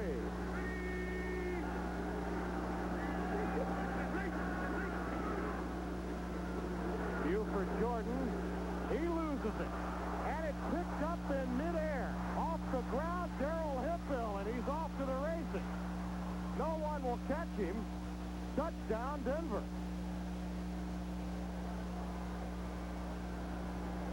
Greg Walls made the hit, and then off to the races went Hemphill for 6. And if you're looking for turning points, remember this play. Here we go. It's the pitch to Jordan, a play they've run several times. Carrying the ball way out there, see? And Walls knocked it out. Hemphill picked it up right along the side. Let the defensive coordinator, Joe Herring. Joe, go! Is he yelling instructions? Come on, Joe, you got to work on your fifth. He hurdled that guy. That's one of the great runs of all time by Joe Herring along that sideline. I tell you, his hair was flying. He hurdled. He's yelling. That was great. Move over Edwin Moser.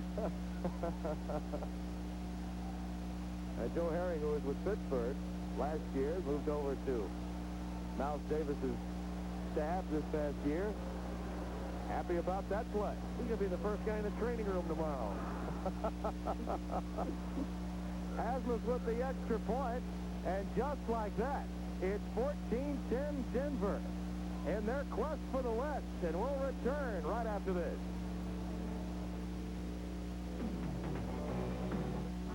Get ready, New York, for the first title game to come your way in 20 years. The championship of the USFL. Sunday, July 14th, the United States Football League will crown its champion beginning at 8 p.m. at the Meadowlands. This is your chance to see football at its best. Tickets are available at the Meadowlands box office and all Ticketron outlets. After all that excitement, we'll see if anyone else can live up to the billing on either sideline.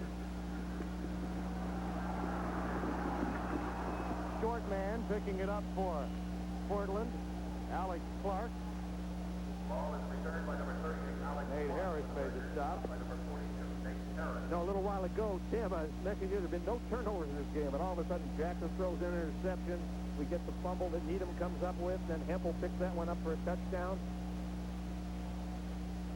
That's one great thing, it is unpredictable. And Robinson now, who connected on a bomb on a 3rd and 35. Now, how unusual would that be for Portland to hit on 3rd and 35, a touchdown pass of 79 yards? Very, very good. Usually you're playing drop-off zone, and let's take it in front of it. At the 28, Robinson on first down. Ryan Johnson has it first down at midfield. Trimble made the stop. And this game is beginning to take shape as one that is going to be entertaining throughout. You know, once you beat a man deep, he fears you the rest of the day. They fake the handoff to Jordan, but Johnson has driven the defender very deep on the play. Nate Miller hooked up in front of him, have lots of room to make the grab for a good chunk of yardage, and they're back in business now, trying to recapture the lead. 14-10. Ron Johnson already with 5 catches in the game. Denver on top with their first lead of the game. Quick hitch out here to Jackson. Another first down for Lewis Jackson. They haven't scored any points in this quarter, but they've moved the ball steadily downfield against the Denver defense, and Jackson a good part of that. They moved it very well. Turnovers, of course, have hurt them twice when they've had the ball in very good scoring position. He's been utilized as a pass receiver as well as rusher, Jackson.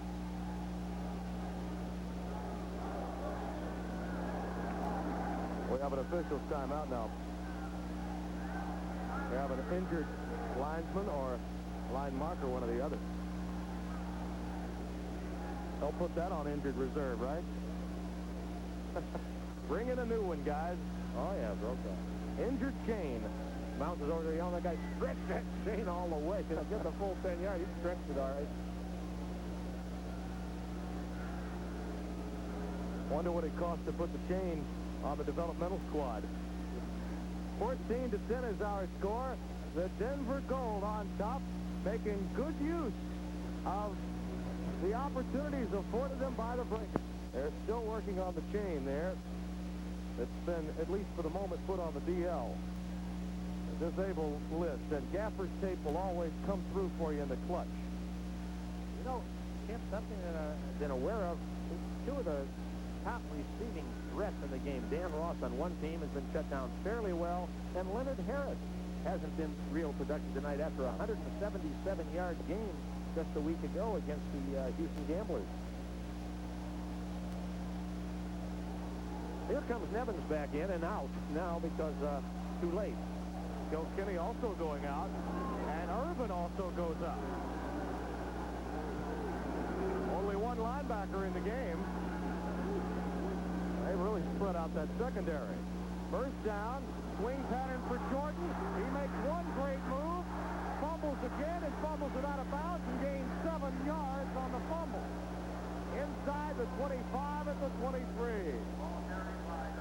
Greg Walls made the hit again. The ball popped free, but a different result this time for Jordan. This ball tipped. He throws and something comes off the ball and tipped. I thought it might have been diverted to Jordan. He's awfully hard to bring down that open field. He's covering the ball with 2 hands, but it's just stripped by Craig Walls, who is a big play man for Denver and playing a bang-up game tonight. Jordan comes out of the game. Let him settle down, have some thought. Portland owning time of possession, but as Marv Levy mentioned at halftime, sometimes that doesn't matter. That's been the case tonight.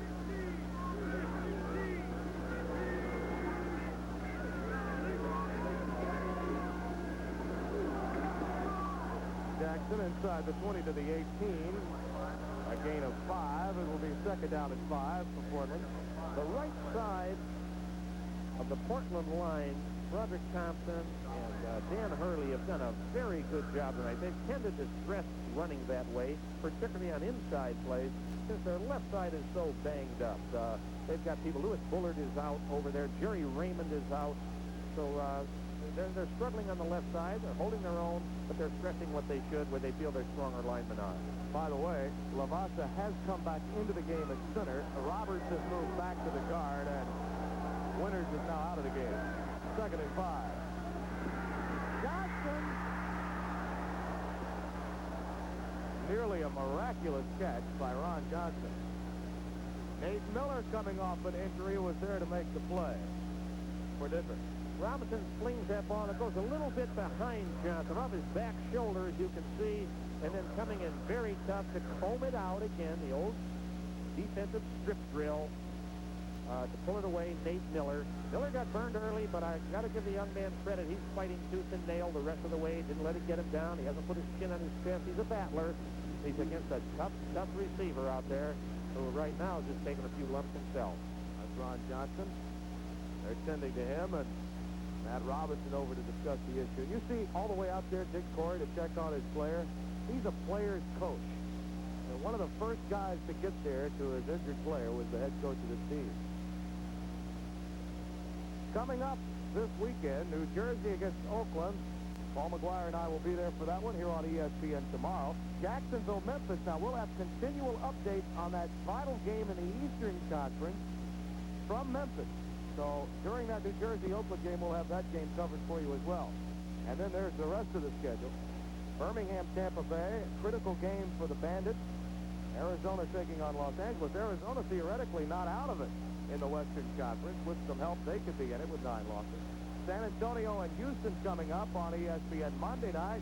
Roger Zweibel and Mike Hafner will bring you that game. And Houston is in a must-win situation. They're a team that's been sliding a bit of late. Houston and Tampa Bay have been struggling here in the stretch run, but both are very much in it. And a win for either team plunges them right back into the hard matter. Johnson walking off there. He seems okay, but he has to come out of the line. They sent in Dino Hall, their tallest wide receiver, came out. The shortest one just went in. Mouse Davis, this is, in many ways, his hometown. He's up by 4, third and 5. A little bit of run and shoot from Portland here. Robinson, wide open to Jackson. First down.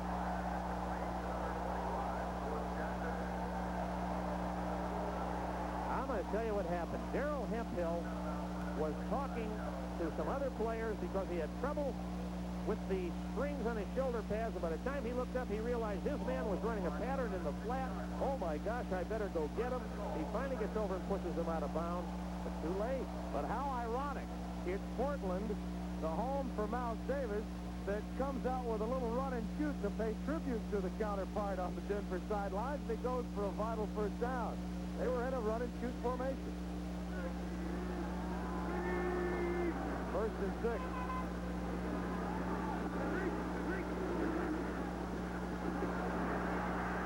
Jackson out of bounds at the 3. And we have another injured breaker player. Lineman Broderick Thompson is down now. Lewis Jackson here taking the pitch. They've run so much from single back. David Bale was in motion, leading it around the corner. Great effort there by number 56 and number 59 to make the stop. Terry Irvin and John Nevins, respectively, on the play. Thompson's back up, ready to go. Boy, you really have to lose your breath if you're Dick Torrey when you see those offensive linemen go down. They're running out of them. They just come into their power formation. Number 61, Bill Winters, lines up as a tight end. Winters was a tight end in college, caught 4 touchdown passes in one game at Princeton. Jackson and Jordan the setback. 2nd and 2. Jackson. They have not ruled that he got in. A few of the breakers gave the thumbs-up signal, but no one else. It will be 3rd and goal from the 1. Irvin, Hemphill, Kilkenny, Thornton, among others, there to stop him. It's a pitch play designed to go wide. Rupert Jordan leading it around the outside. Jackson thinks he sees daylight, and he really sets sail for the goal line. There is a great stop. I wish I could identify the player that did it there. I can't see his jersey number. It's a great stop to deny him an inch or 2 shy of the goal line. 3rd and less than a yard for Portland. Robinson, touchdown.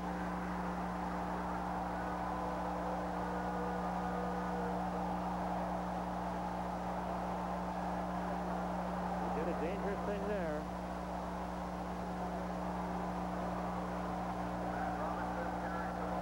The center, Lavasa, got the spike, but it's Robinson that scores.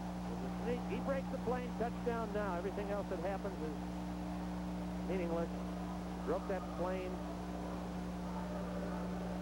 And again, you just have to reach the white line. You don't have to cross it.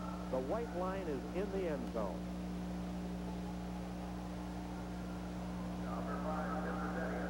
Tim Mazzetti comes on. Nolan Franz will hold.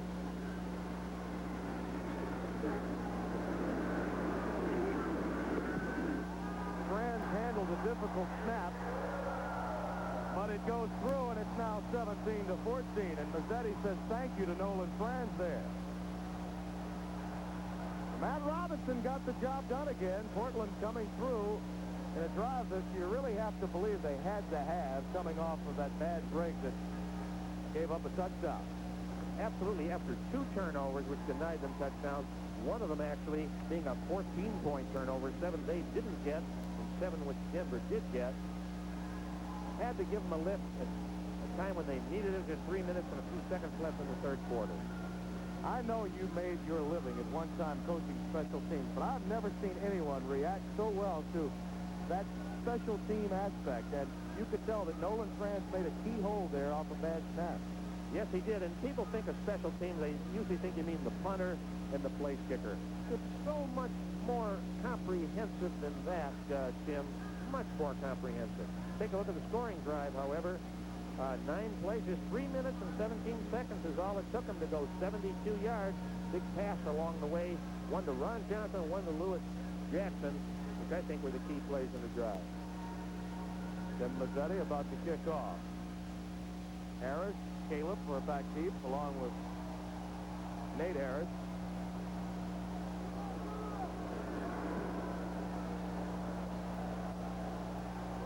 Lonnie Harris. Nice move. We may have a marker down on that block against Rick. I believe it was Carswell that made the block that was illegal. And at the 20-yard line, Harris went down, and so did Markers. They're probably going to call block behind above the waist. Illegal block above the waist. Number 24 on the receiving team. Carswell. First down.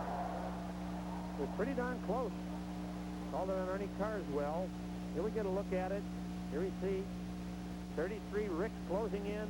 Carswell definitely from behind, above the waist.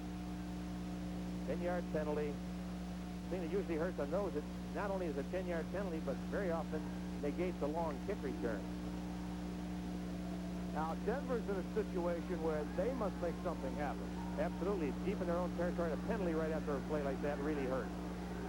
Galliano, 12 of 20 as you viewed it.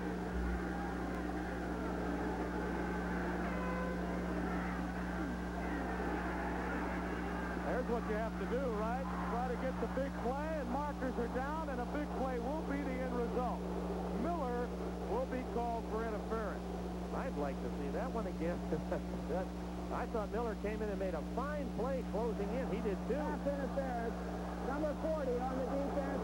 That's an automatic first down. There's where Dick Corey says giving another red flag. Here let's take a look. Number 40 driving for the ball. Well, it's hard to tell, really. It looked to me like he's driving for the ball. Hard to tell. Well, he can't ask for 2 1/2. I thought he was driving into the ball, sighting the ball all the way. Dick Corey wanted another red flag, but you can't ask for a second one. What I thought doesn't count. Official thought. And it's one of those things you call what you see. Penalty's a mistake. Neither team has been penalized a great deal, but when they have, it apparently has come at inopportune times. 1st and 10 at the 25.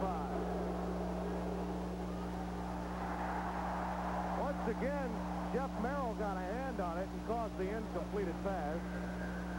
Leonard Harris, the intended receiver, but Merrill got a hand on it. Eric, as we said, has been very quiet tonight. Bob Galliano has got to be asking himself at times, exactly what can I do in this situation? They're giving me some, but you get the feeling the Portland defense is bothering him a little bit. Portland is doing a great job on defense. People are becoming more and more familiar with the offense, and it gets harder to make it work as they do.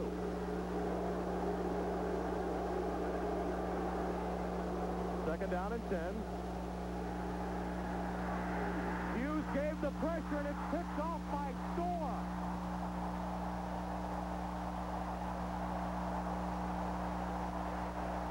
Hughes and Gerald Bayless had a lot of pressure on me. Galliano had to hurry it. As a result, it was tipped. Storr picked it off.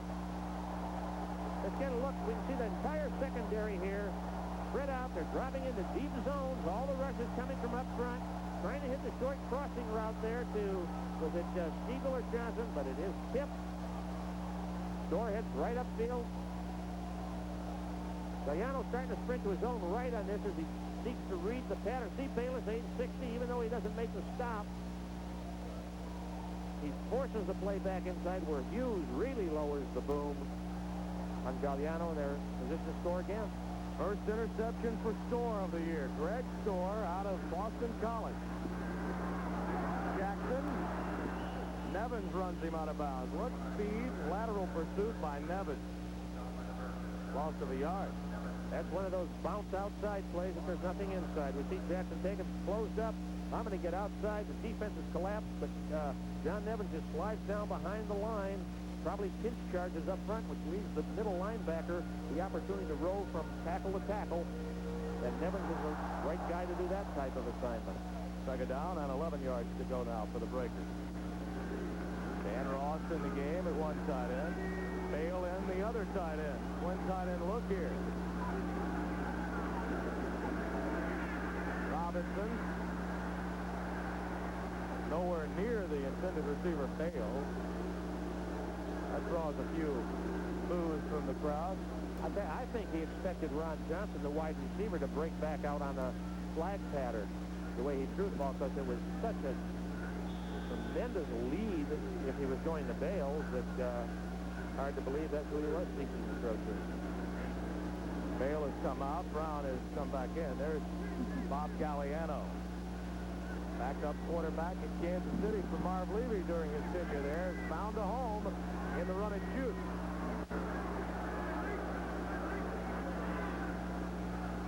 Robinson for Jackson again.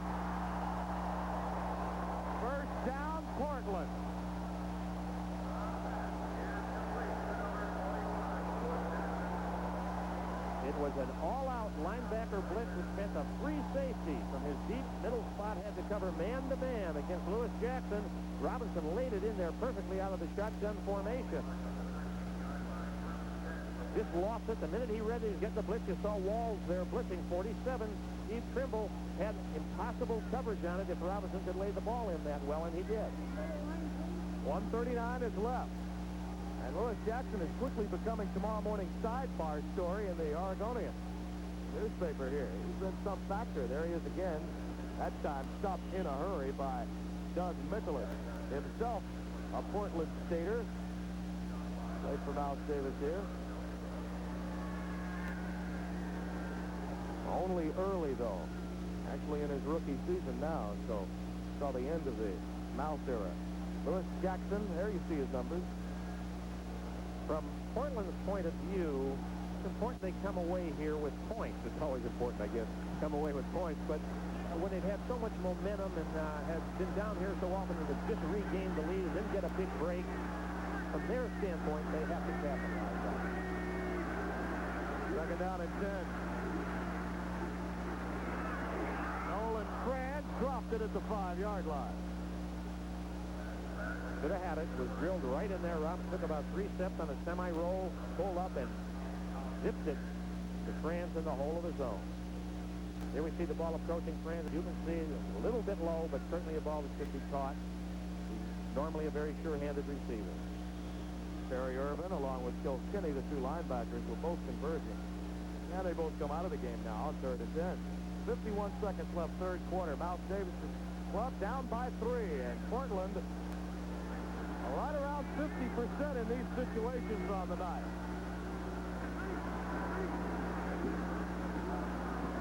Robinson throws.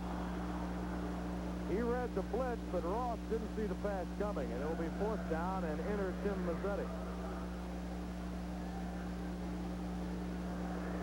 Hey, Ross was doubled on that, however. Ron Johnson was single covered at the top all alone against Nate Miller. They might have thrown the fade pattern on that one with a better chance of completing it, in my opinion. He could have seen it before the snap that it was going to be singled all the way on Ron Johnson, who's really been a very effective receiver tonight. Mazzetti has a better average beyond 40 than he's had in the 30 to 39 range. This one will be 31 yards.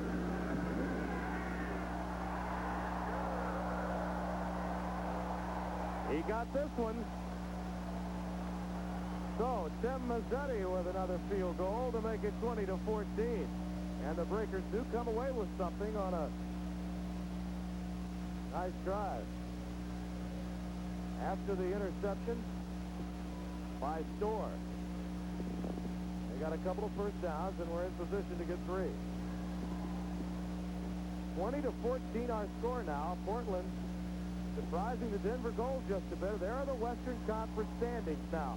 Oakland 11-4-1, but remember, tomorrow they play here on ESPN against New Jersey, and then the following Monday they have to go to Houston in a game that Houston should perhaps vitally need.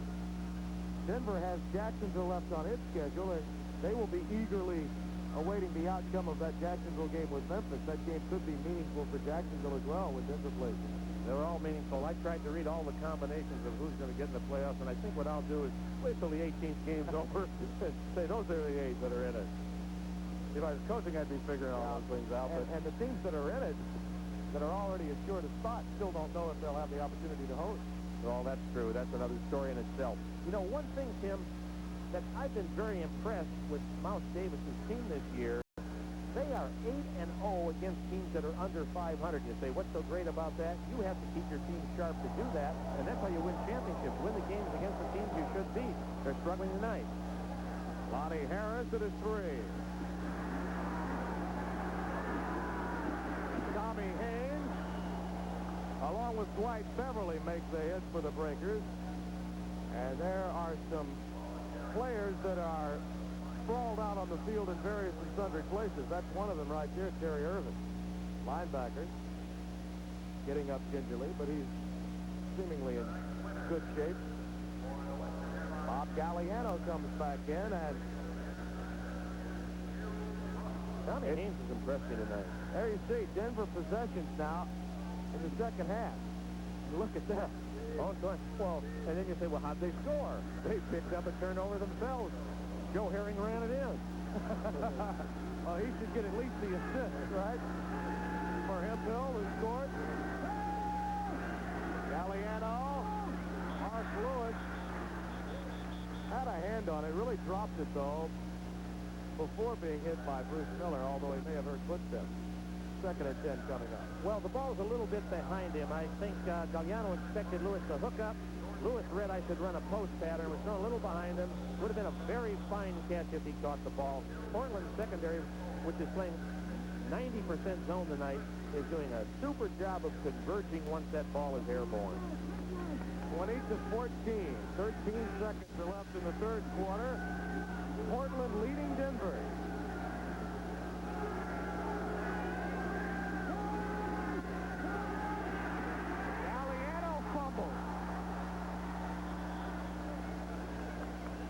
Offensive lineman Matt Miller comes up with it, saves the day for the goal. Gerald Bayless made the hit. Gerald Bayless has been a thorn against the side of the Denver offense tonight, putting on pressure. Speaking of pressure, Denver down by 6 as we're through 3 in Portland. Been Sportsman's Opinion. 20-14 Portland. The answer to a trivia question: which franchise, professional franchise, has the most cheerleaders? The Breakers.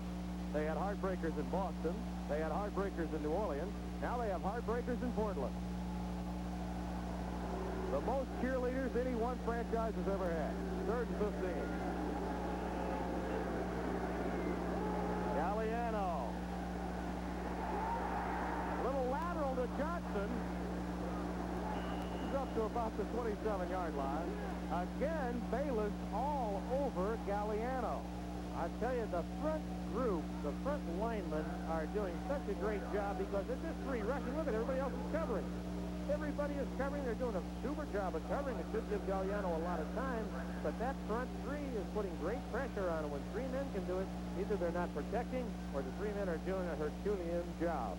Ernest Adams and Howard McAdoo made the stop. 4th and 11, and it's punt time for Jim Asmus. Dino Hall is at about his 35. Fair catch.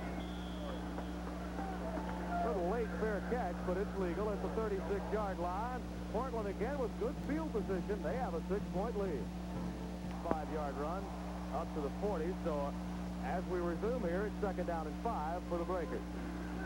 Jordan is back in the game, dotting the I behind Matt Robinson. Jackson again gets it. They're up to about the 47-yard line with it. It was Nevins that made the stop, and they continually give Denver the look that Buford Jordan will get it, and continually Lewis Jackson is the guy that's carrying the ball. A basic eye play, you tend to toss more to the tailback than Portland is doing tonight. Giving occasionally to the fullback, they're doing it more than occasionally. Lewis Jackson, you know, has stepped in for starter Vince Williams. He's also on the injured list, doing a wonderful job tonight. He's one of their top special teams players. This guy was a great producer. Cal Poly of San Luis Obispo, where he holds all of the rushing records at that school. They do have a first down, and let us not forget that Mouse Davis could have been defending Marcus Dupree tonight, and there are those that believe Dupree may not be able to return to professional football, though his doctors say yes, he can, and Marcus still continually believes that he'll be back in a Breaker uniform soon. If the doctors think so, that then becomes the bigger thing. Does he think so, and is he willing to do what's necessary? A lot of rehab work, his lonely hours. Get off the heels, buddy. Robinson with a pump fake. Jackson was held, but he caught it anyway. First down at the 20.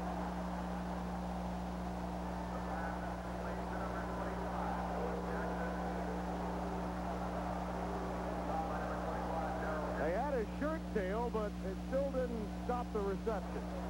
Holding. Got 25 on the defense. The penalties decline. First down. They flankered the fullback, Lewis Jackson. The strong safety, number 25 in white. Both players wear 25. Covered him. He pumped like a hit.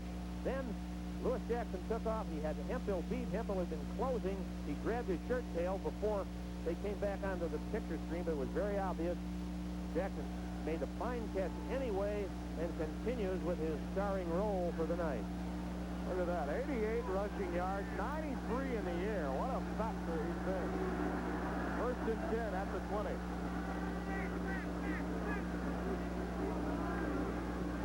Buford Jordan gets away from Thornton, but you can still give Thornton a lot of the credit for stopping that play. Kilkenny finally met the hit. Thornton did give Kilkenny the time, though. Thornton totally disrupted the timing on the play, allowed the pursuit to form, and broke down the blocking structure. He's the key man in having stopped the play. Bruce Thornton is a player that had some image problems, frankly, but has apparently cleared them up since coming over to Denver. Well, Bruce was with us last year. He had a little reputation of being overly talkative. He's an intelligent player, he's a fine player, and he's well-intentioned, and he's working hard, having a fine season. He does have great talent. Second and 13. Robinson for Johnson!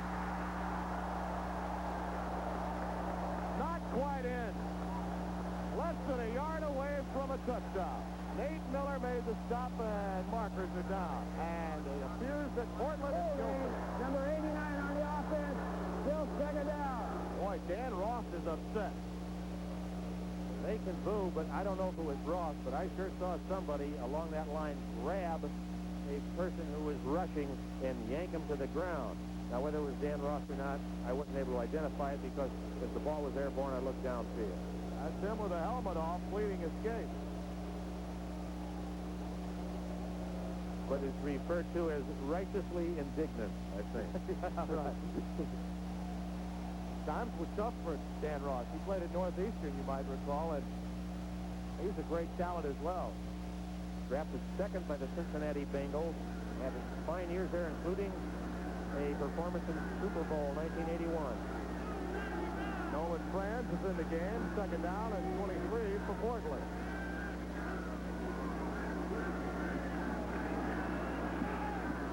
Robinson just threw that one away.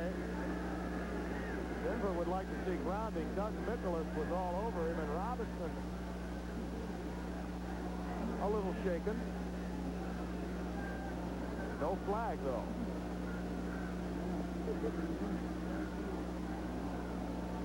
Third down and 23 yards to go. That was an extremely costly penalty. Last time they had third in a cab ride like this, they hit a touchdown pass. Third in a cab ride? All right. 10:55 left.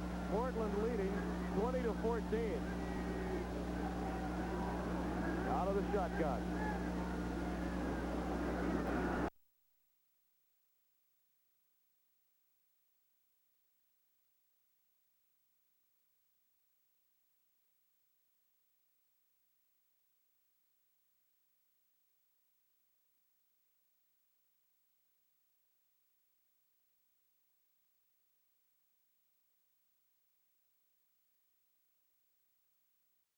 Third in a cab ride?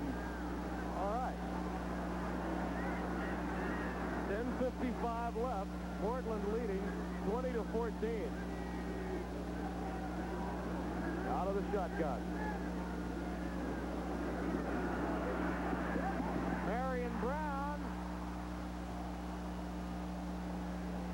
gets back a large portion of the original line of scrimmage before the Dan Ross infraction. Steve Trimble made the stop. They threw that course well short of where the first down being. The idea there, just get better field goal position, put you up by more than a converted touchdown if the field goal is good. And Tim Mazzetti, who along with Lewis Jackson have been the noteworthy breakers to this point, having kicked a 50-yard field goal and one of 31 yards as well. A slight angle here. And it will be about a 40-yard kick. We'll call it 39. Soft snap again, but Franz made it work.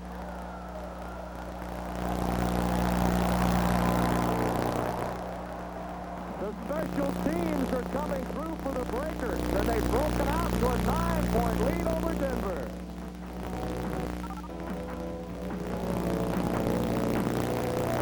9-point lead, and Denver must score twice. And there are only 10 minutes left. Harris tripped up by his own man. Can't get up and does. Nice play by Harris.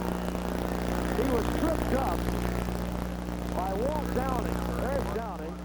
Then got up and jitterbugged for about 7 more. He starts to, I thought he should have kept straight up field behind Brad Caleb there, number 83. Nevertheless, you got to make quick decisions. Runs up, trips over Downing's leg, up on his feet in the blink of an eye, and fighting off more yardage there.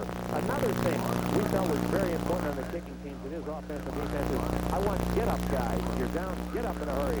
Lonnie Harris is injured, however, on the play. Went down the second time, but it's still not gotten up from that one. It's 23-14 Breakers. 9 minutes, 34 seconds left. First and 10 for Galliano and company. Off the play fake, Lewis is wide open.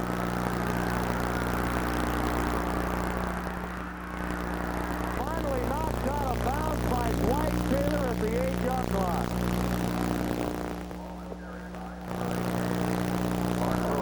David says, now that's the way I want my run and shoot to operate. Here we see it's a play-action pass, something they don't throw often. Taking the trap to Billy Johnson. Mark Lewis blows on by Bruce Miller there, trying to run away from Dwight Taylor, who's closing on him. Miller trying to funnel him to the inside where he was expecting help deep. I do not think Miller had him alone all the way. I think it was a zone that was supposed to be backing him up behind. Somebody didn't get to the deep outside zone. Lewis did a very good job once he got inside of widening his route again to get away from anybody who was coming from the inside. Denver has not scored a passing touchdown in this game. Last week was the first time the run and shoot in the history of the USFL was shut out from scoring a touchdown pass when Houston was down. That's right. It was the Denver defense that did that job. And guess what? Back on injured reserve. Those are changed. Now the gaffer's tape could only last so long. We had this problem in the first half. And they're attempting to it right now. There's Lewis. Out of Western Missouri in his 4th year. So the Denver Gold trailing by 9, making a comeback here.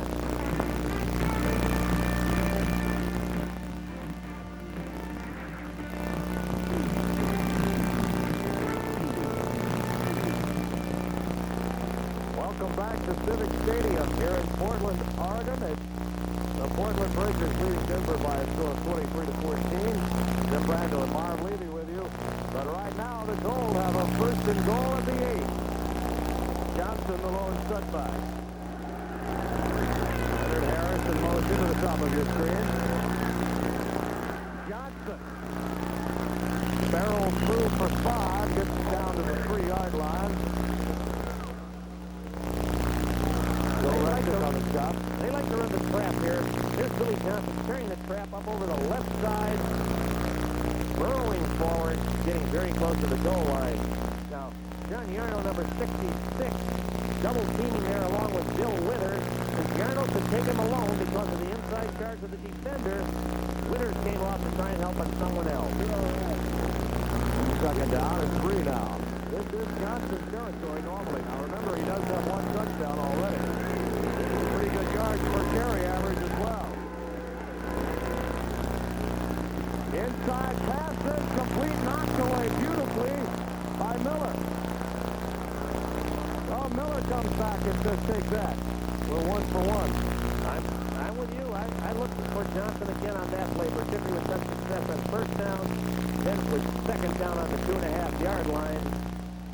It seemed like the logical call. Well, Johnson, remember, he leads the league in yards per carry. He's worth 5 or 6 every time he touches the ball. Now, granted, not a lot of room to operate here with the run and shoot from a running standpoint or a passing standpoint. I really have to say, I'm not criticizing this offense. That's part of the value of this offense is to mix it up. But I just don't have expected him to carry. On 3rd and 3, Galliano's in big trouble. Needham is there.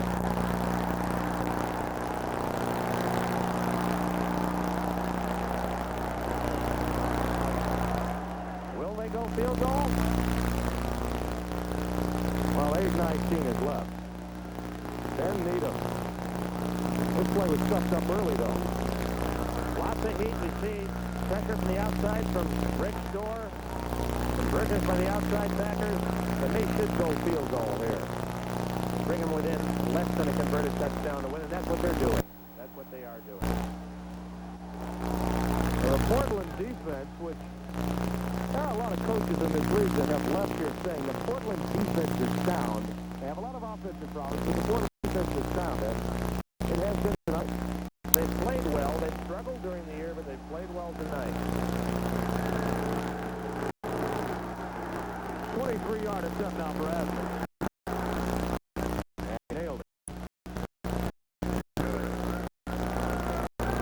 7 minutes and 50 seconds left, and now 6 points out of it.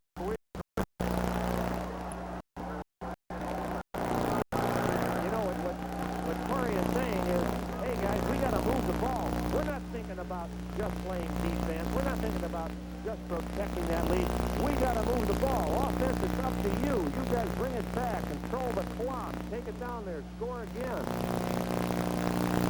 Something that hasn't been mentioned about this Portland franchise is when has the franchise ever moved every year, 3 years in a row, and that makes for tough off seasons in preparing a team. You hit it right on the head. You don't have your off season is spent packing. Where are we going to locate? New sites of practice, new offices. Instead of saying, let's get these guys in there. Here's the weight program. Here's where we're going to be. Let's make this little improvement in our facility. Asmus to kick off.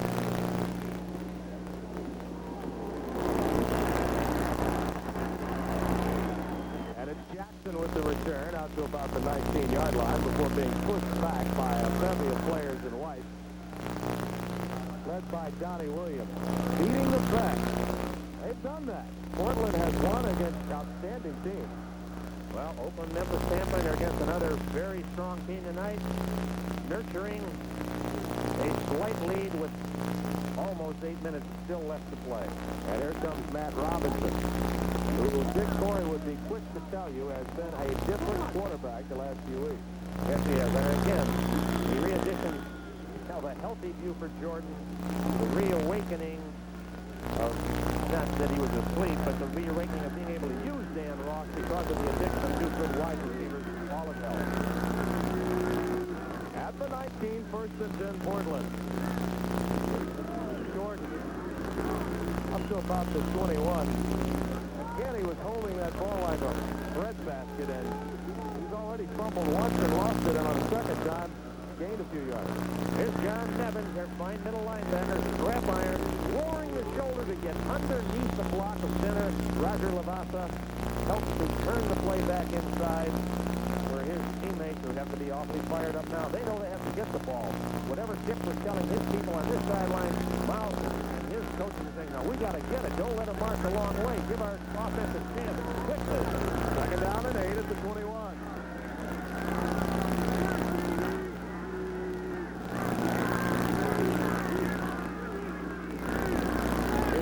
Down by Overin. Pat Overin, the right tackle. Got a hand on it. You know, we hear so much about Calvin Turner and Bruce Thornton over the years because they've been excellent pass rushers and sack men. That the fact is lost that Nicholas and Overin have played very well. They are the leading tackers along the defensive line. Third down and 8 yards to go, and with 6.5 minutes left.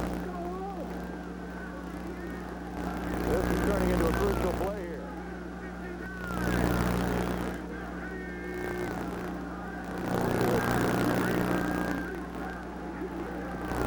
Marker's down. Marion Brown has it knocked away, and a pretty nice move defensively by Darrell Hemphill again. Hemphill, who does have a touchdown for Denver in the second half on the fumble recovery. I think there's a flag on the play. Number 99 on the defense. Still third down. Calvin Turner. The right end. Here he is. He must have been lined up there because he went just when the ball went, but if his hand is over in the neutral zone, or if his headgear is in there, that's an encroachment. Hurt very badly, because it would have been a punting situation. Now third and 3. The odds are about even to pick it up here. Buford Jordan is coming back in. Winters, number 61, the offensive lineman that could line up as a tight end, has come in along with Dan Ross. They would surprise me here. They brought in their short yardage personnel on offense with 3 yards to go. It's about 2, really. The scoreboard says 3. The sideline shows 2.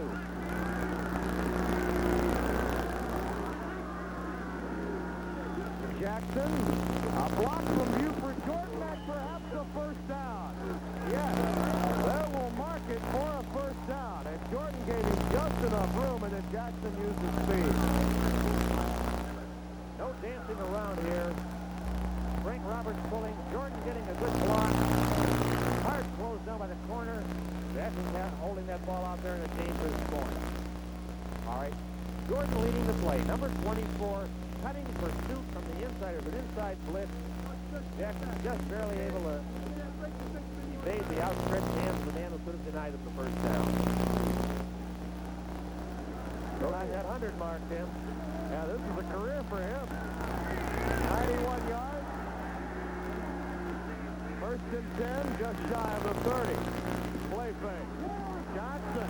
Ron Johnson again for the first down. Well-timed pattern. It is amazing. If you beat a man deep early for a touchdown, how much you can work underneath him the rest of the night. You better get a linebacker underneath and not leave him manned up, man-to-man with Nate Miller, because Miller is determined he's not going to get beat deep again. That, too, is impressive.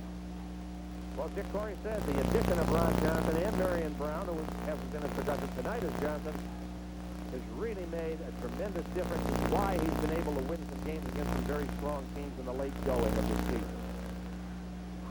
5.5 minutes left. Denver does have all 3 of its timeouts left. The Breakers have only 1. Jackson at the 46. Now, Portland doesn't want to call a timeout, though. They want the clock to continue to tick and continue to pick up yardage just like that on the ground. That's a 9-yard gain. Ought to put him right at 100 if they credit him with 9 on it. There you are. And there's the clock continuing to tick away from Denver. People say, oh, it's a good play action down, good pass down. I wouldn't hear. Doesn't mean they won't. But with this score, this time, this situation, I'd try and get that first down as sure as I could and grind it out. Don't you know Charlie Sumner in Oakland is watching this game right now, watching Mouse Davis' team perhaps upset? Jackson stopped a yard behind the line of scrimmage. Bruce Thornton was there in a hurry. Bruce Thornton is coming through there off that defensive end spot. Thornton, who often goes offside, just anticipated the count. Barreling through to stop Jackson on the play. Now, Dan Hurley seemed a bit confused on his blocking assignment there because he just gave sort of the corner of an elbow to Thornton on the play. That wasn't good enough. Now it's up 3rd and 2 again. Mouse Davis, who's had a lot of articles written about him of late. They have been making some noise about his success here in Portland. But it's been the Breakers making all the noise of late. Jackson, first down.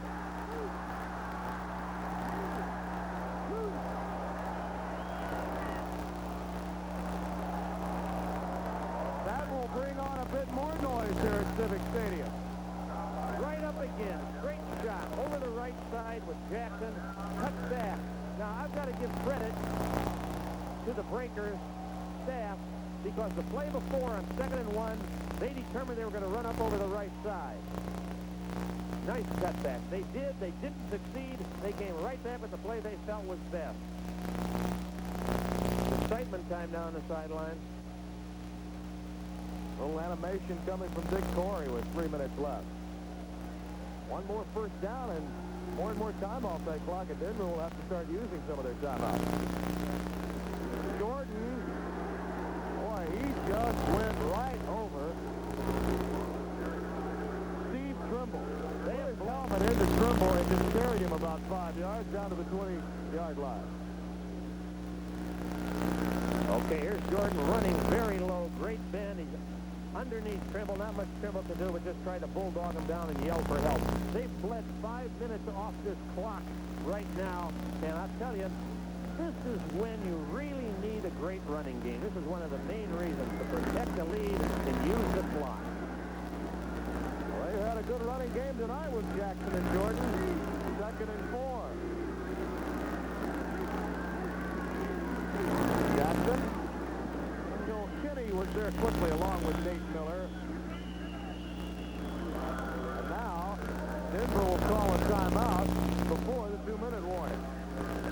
So if nothing else, the Breakers have forced Denver to exhaust its timeouts defensively. Yes, they have. I believe they have 2 left. Right now, they're forcing them to use 1 anyway.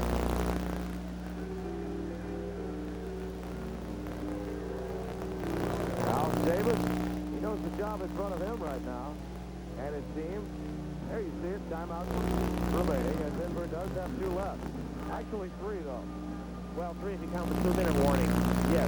But I tell you, this is what really hurts. To stand on that sideline, know you have a high-powered offense and not be able to get the ball, not stop it. Don't forget tomorrow, live at 8 p.m. Eastern Daylight Time, 5 p.m. on the West Coast, the New Jersey Generals and the Oakland Invaders. Now, the game carries much significance where seeding is concerned, if you want to call it that. Home field advantages for the playoffs. New Jersey wants to play at home, so does Oakland. They want to win the West. We'll also have live reports from the Jacksonville-Memphis game. Those 2 teams just want to make the playoffs. It all happens here on ESPN. Even a field goal here, of course, puts it on ice for them. It means a 9-point lead. They'd like to be able to kick that field goal with very little time remaining, or better yet, not have to kick the field goal, because a blocked field goal can be a very dangerous play and touchdown returnable. And Portland's had 4 or 5 blocks this year. Tim Mazzetti's statistics have gone down because of that, and we can understand why off the poor snaps we've had 2 times tonight. Nolan Franz has had to really come through with heads-up play for Mazzetti to come up with 3 points. And Labassa, their snapper, had been injured earlier. Seems okay now. 3rd down, 3 yards to go. Buford Jordan is stopped for no gain. So it's Tim Mazzetti time. Nate Miller and Doug Mickelson on the stop. And we do now have 2 minutes left. The warning being given. The Portland Breakers trying to stave off the goal. They lead it 23-17. We'll be back. Falcon, who kicked his way to fame against the Los Angeles Rams on a Monday night. Out of the United States Football League now. He has an opportunity to have about as big a night as he had in that Falcon uniform. This is a very important kick. If he misses, Denver has 2 minutes and 2 timeouts to win it. If it's blocked, look out. If he makes it, they should win going away. Franz again a bad snap, and it does cost them. It's trouble. It had happened time and time again. Here we see the snap coming to Franz. It's a bit high. Now, it's not a bad snap, really. He just doesn't handle it well enough. He finally does get it down. I don't know if the ball was tipped or not. Get another look at it. Not a bad snap. The ball was kicked very low. Whether it's tipped by the outside rush or not, we don't know. But what life that is for Denver with this high-powered offense there. Well, it had been an adventure all night, and Franz had come up with 2 great plays, and that time when he had it in the proper spot, it slipped away. Nothing is ever for certain in this game, is it? 23-17, the ball at the 19, Denver. Galliano to Lonnie Turner. Lindell Jones makes the stop. Clock does stop while the chains move on. The ball at the 35 now. 3 receivers flooded to the top of the screen. Lonnie Turner just hooks up inside the zone. Lindell Jones closes and stops them, but they're on the mark, 15-yard gain. Quick hit, Leonard Herring. And he's up to the 45. Close to another first down, perhaps a yard away. Dwight Taylor made the stop for the Breakers. Now 2 timeouts left for Denver. They're in a bit of a hurry up. Time is no problem for them with the timeout. They got to stop them if they want to win. Time won't run out on them. Johnson. Another big opening and about 10 more into Portland territory at the 45. So Denver moving in big chunks and briskly. 1:15 is left. A touchdown would tie it. An extra point could provide the margin of victory.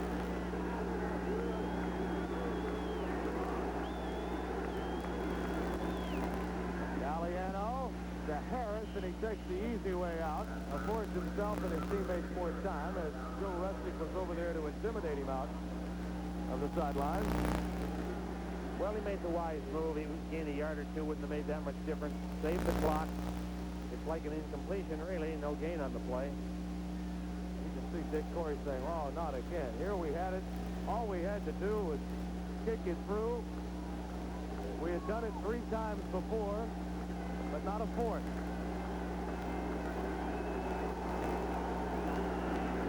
Second down, 10. At the 46 of Portland, Siegel goes in motion. There he is. Siegel's got it. Dances and branches out of bounds at the 41.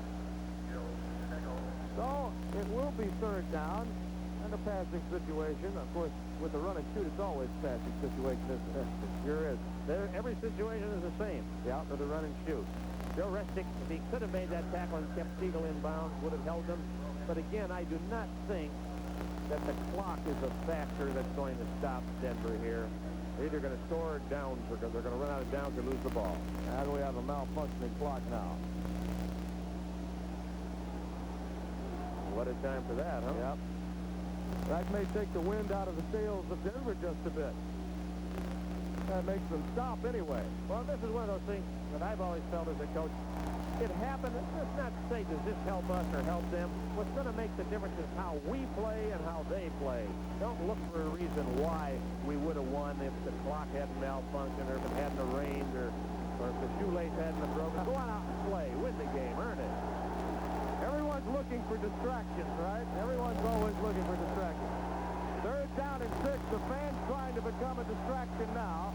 59 seconds are left on the clock.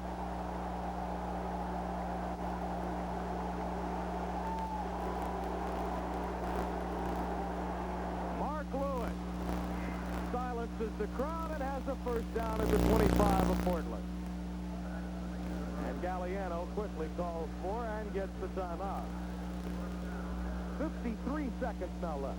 They flooded the right side, sprinted to the left, came back, and Mark Lewis came inside from his wide position, found a crease in the zone, tries ahead upfield. See him? He doesn't go straight downfield. He comes inside looking for that crease in the zone, sees he can't go any deeper, so he hooks up. Now I'm going to go deep with the ball. Good fast close in there by a defensive linebacker in a blue shirt. Brings him down, but they're 25 yards away, and they got 53 seconds and a timeout to work with. There you see the timeouts left. 1 for each team. 53 seconds are left. 53 seconds left. 1st and 10 Denver at the 25 of Portland. 23-14, the Breakers leading.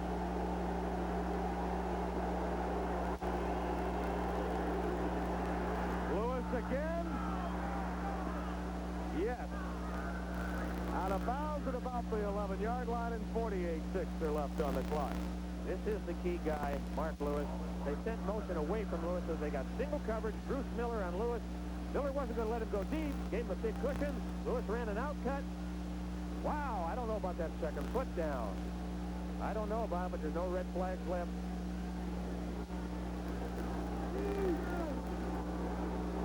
Take a look. Here you see him striding out there. 1, 2, it's down. It's down.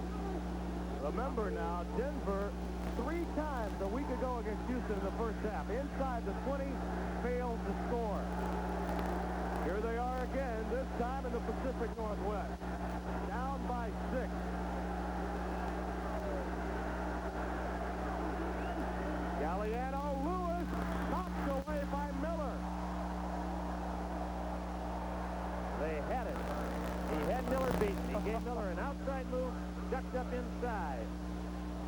comes out, starts out, he's all alone, single, no one in center field.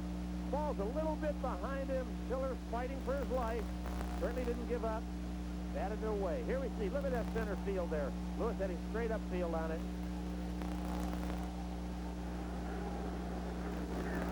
Wipe the sweat off the brow of your helmet. Well, that's the fun. That's the fun. Compete. You want to compete. Here's your chance. 2nd and 10. The ball just outside the 11. 44 seconds left.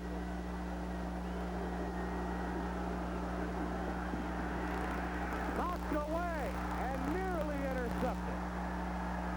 Jeff Merrill.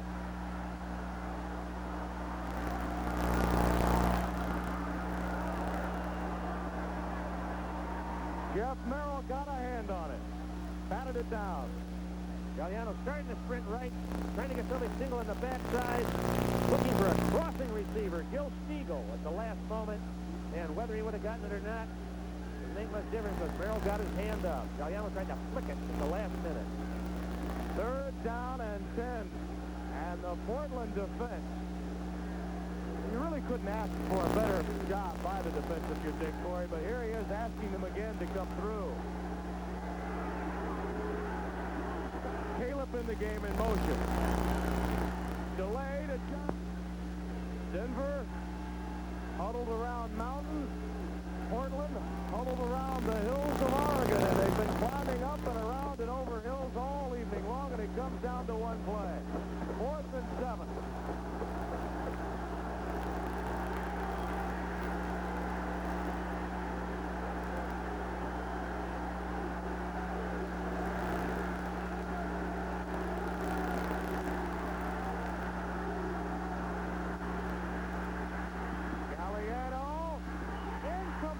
Knocked away by Resnick.